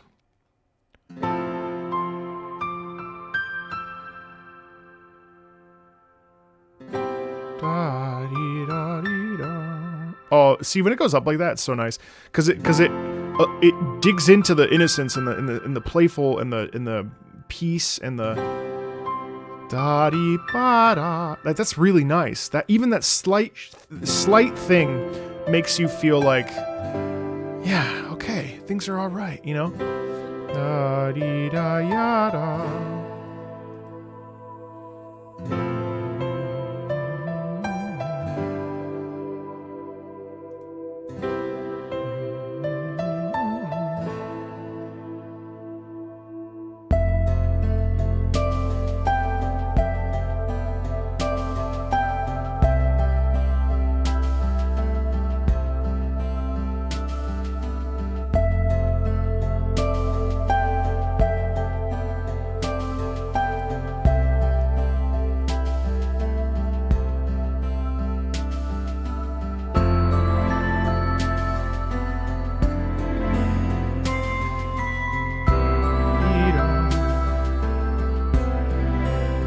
Also love that the stretching there in the isn't that nice? It's like it's kind of it's really nice.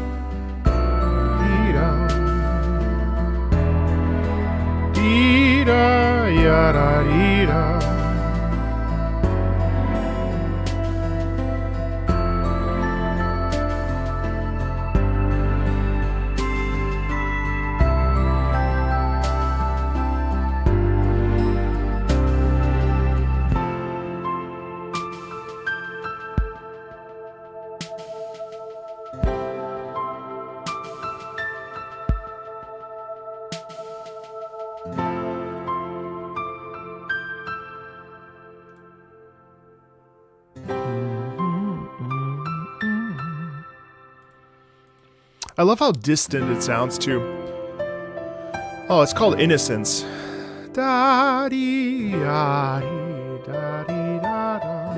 Any plans on playing it? I'll probably do it on my own time, to be honest. I feel like this experience would be better for me to play by myself. But it won't be for a while if I do, because after I finish Minish Cap, it'll be Dragon Age 7 Reimagined tomorrow, so... I'm this close to finishing Minish Cap. Loved that game.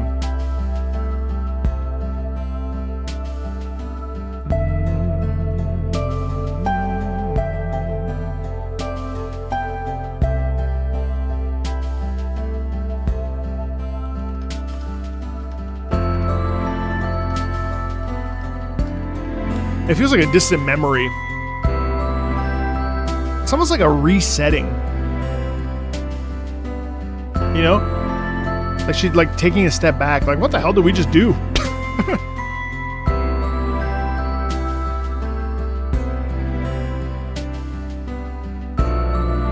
Yeah, so chat said only 15 minutes, yeah.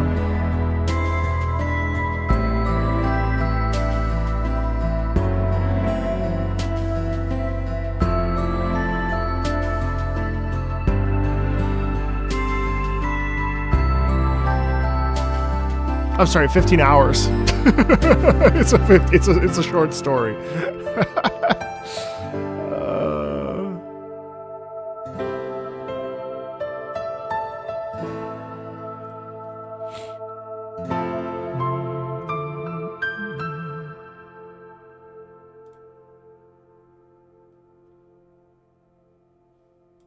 Okay, see you again, Miss Blue.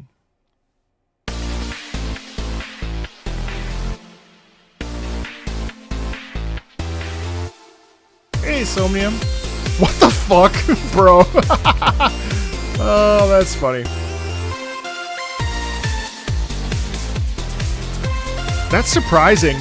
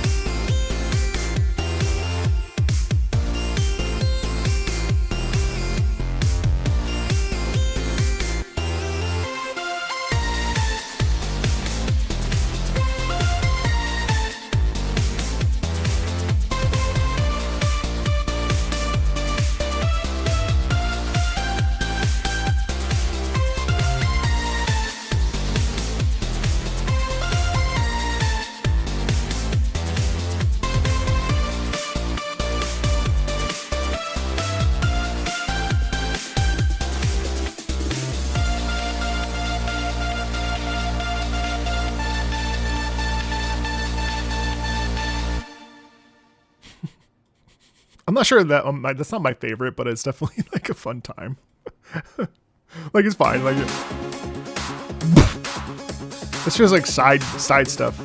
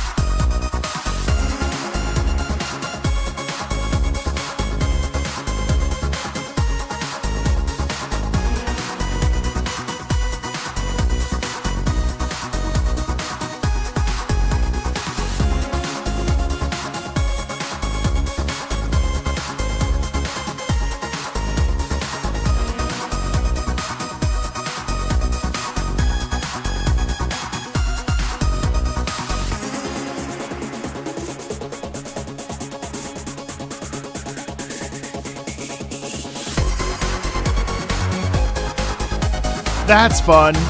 Listen to how it breaks down the melody. Sorry, I'm shouting. It's incredibly loud in my ears. But yeah, did you hear that one? Sorry.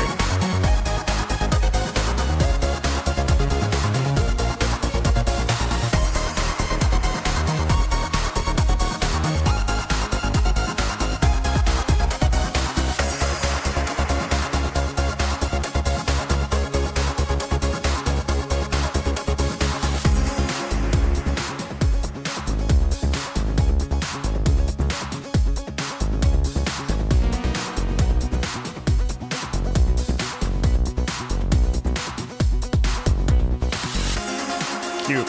All right, let's go to Yokoku.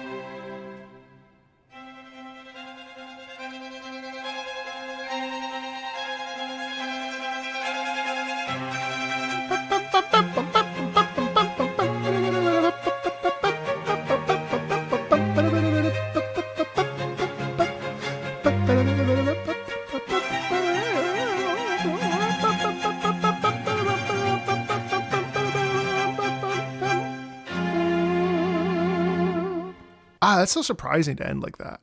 All right, what time is it? 12:46. Okay, let's do. I can't do all of these, Orange. I'm so sorry. Just because of my hard out at 12:46, and they're all 5 minutes. I'm gonna just pick. I'm gonna try to listen to a little bit of each of them. Oh, these are the arranged albums.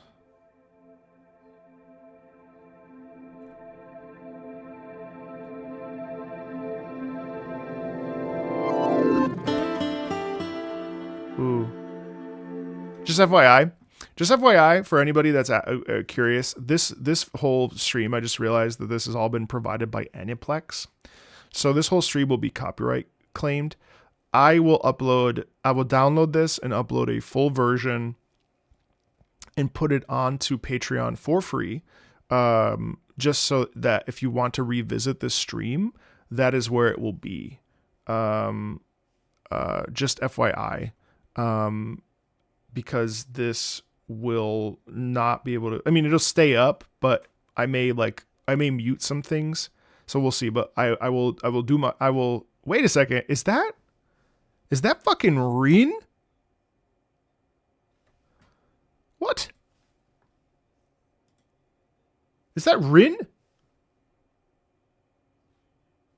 What? Anyway.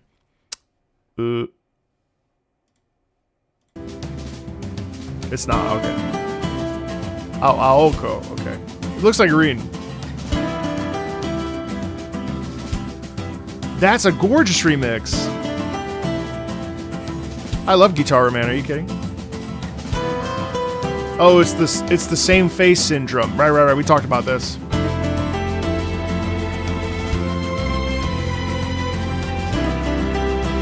They haven't been stingy. All right, well, we'll take a look at it. Red card. Dee-da-dee-da. Okay, that's a delight. I want to listen to that. This is from the... Okay. Fuyu no Hi.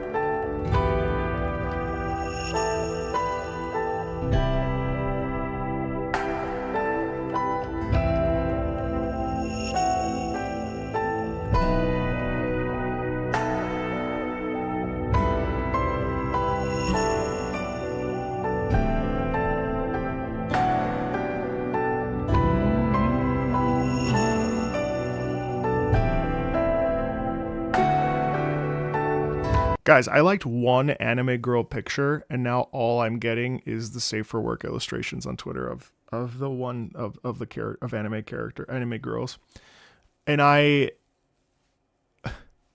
like not okay with it. Like, it's fine, but I'm a little bit like, fuck, I fucked up my fucking. My entire fucking feed is just anime, MiHoYo, fucking Fluorite from Enfield. Fucking 2B. It's just fuck. I totally fucked up my entire fucking thread. It's all fucking safe for work pictures that are basically lewd. Ugh. Fluorite from fucking Enfield. Witch on the Mirror Wood. All right.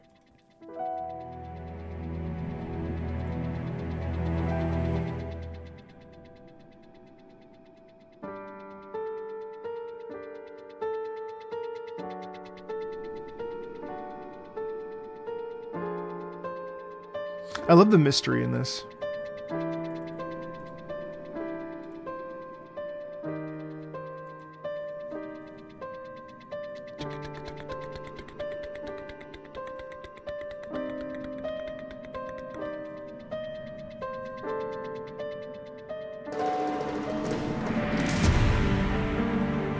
Dude.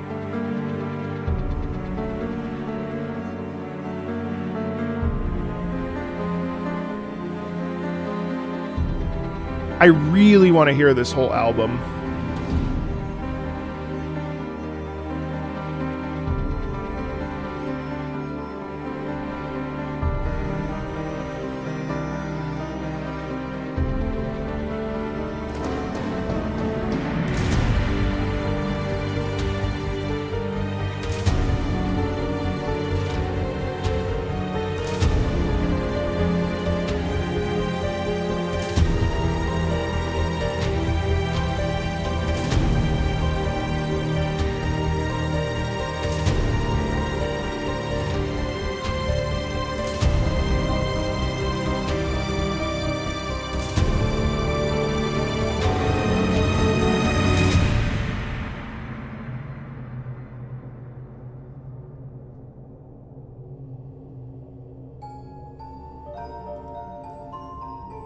Ooh.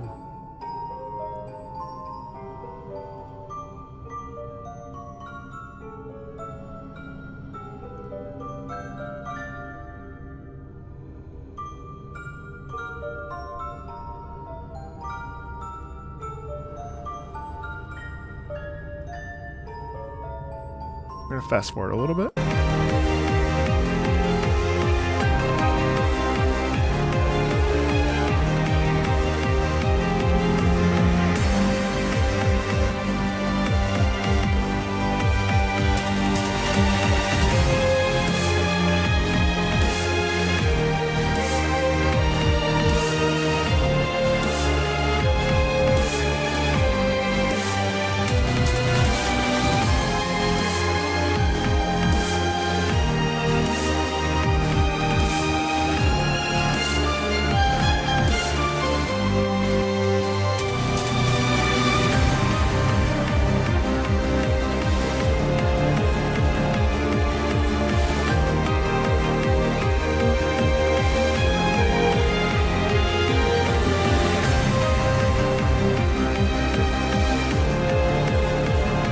Dude, that's gorgeous. All right, really quickly, Afternoon Alice. What's the name of this album? It looks like Witch on the Holy Night soundtrack repetition.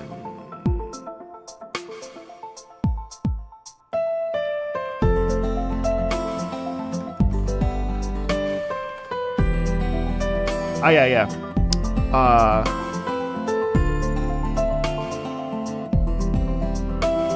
Oh, it's on. Okay, cool. Yeah.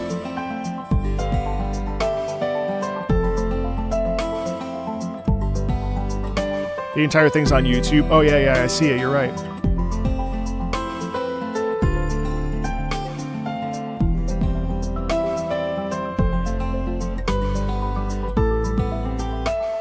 It's only 14 tracks.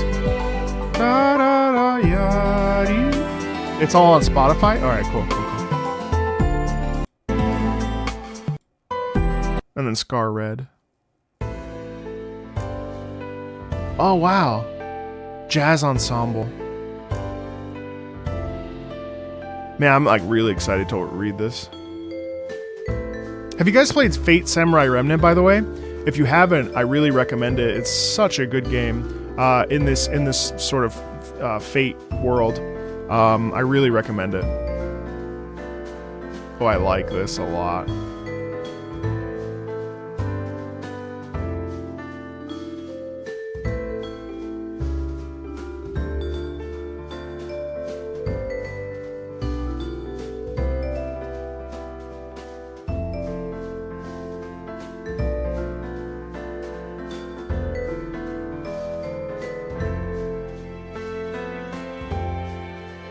I played it on my own. I haven't finished it actually, but yeah, I hope I finish Stay Night too. I love Fate. Are you kidding? Fate is one of my favorite. Fate is one of my favorite IPs.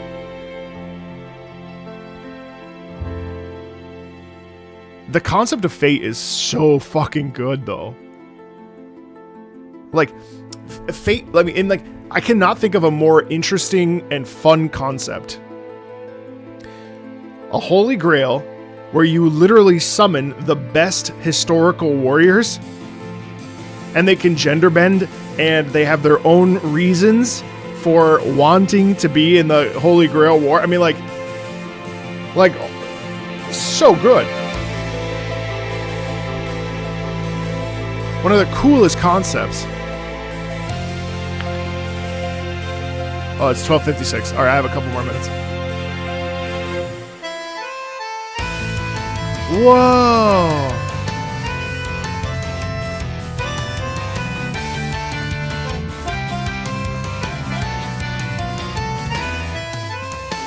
I heard Strange Fake is really good. I gotta add it. I might watch it starting...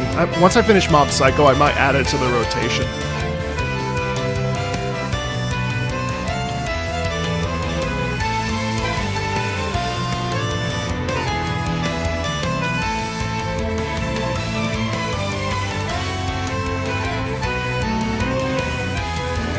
Mozart is a servant? It's close to 0? Ooh, okay. Then yeah, I will absolutely watch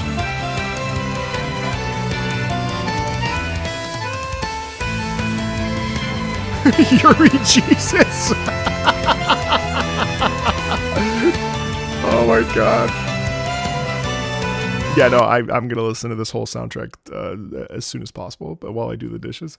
Amazing. So, Yuri Jesus. Oh my god, could you imagine? Fucking, my motivation is to kill Judas. Oh my god.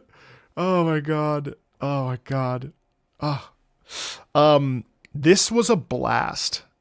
This was a blast. I had such a good time with this. I'm so sorry we didn't get to listen to these last 4 tracks in their entirety, but I feel really happy with the discussion we had about the main music. Absolutely loved this. Absolutely loved this Mahoyo here. I'm really excited to watch it or to read it. Well, / watch it. I need to pick some time to sit down and watch it. I wish I could stream it, but honestly, like I just don't think it would make for a good stream game for myself, and you guys would probably like it. But yeah, I had a delight. I had a delight with this, and I hope you guys had fun. I don't know if we'll do another Type Moon OST. I don't know what else is out there, but yeah, I had an absolute delight. Yeah, thank you so much for hanging out. Yeah, of course. Feel free to check out the QR code if you want to check out a shirt all about video game music. Feel free to join the Patreon, of course, as well, if you want to watch some anime with me. Also, tomorrow we're streaming Wuthering Waves at 5 p.m. Eastern. I don't know how many of you are playing that. Friday is our Patreon live stream where we listen to video game music with that the patrons suggest. Do note that on Wednesday next week, we will be doing our community stream that we have every second Wednesday of the month. So if you want to come and write your song on a sheet, and then we'll spin the wheel to listen to some music, definitely check that out. That'll be next Wednesday. Of course, I'm also continuing Super Mario Galaxy Monday and Tuesday through the rest of the month, and then we'll pivot over to Resident Evil 9. So thank you so much to Sliced Orange for this excellent listen. I'm really glad. I have to, jokes aside, I'm really glad I'm open-minded, because I think that there are a lot of people that would be like, why would I want to listen to a visual novel OST or like this anime stuff? But for me, this is just continuing my delight in exploring this type of content, and it's a real treat. And jokes aside, I do think that one of my best qualities is my open-mindedness for the most part. And this was absolutely just a joy. I enjoyed this so very much. So thank you so much for requesting this, Sliced Orange. And thank you everybody for hanging out and being here. Cause man, what a treat. I'm like, really, like, I'm like sitting here and I'm like, shit, I want to go listen to it right now. But I have to go film this non-gamer episode. So cool. I'm glad I bought it as well.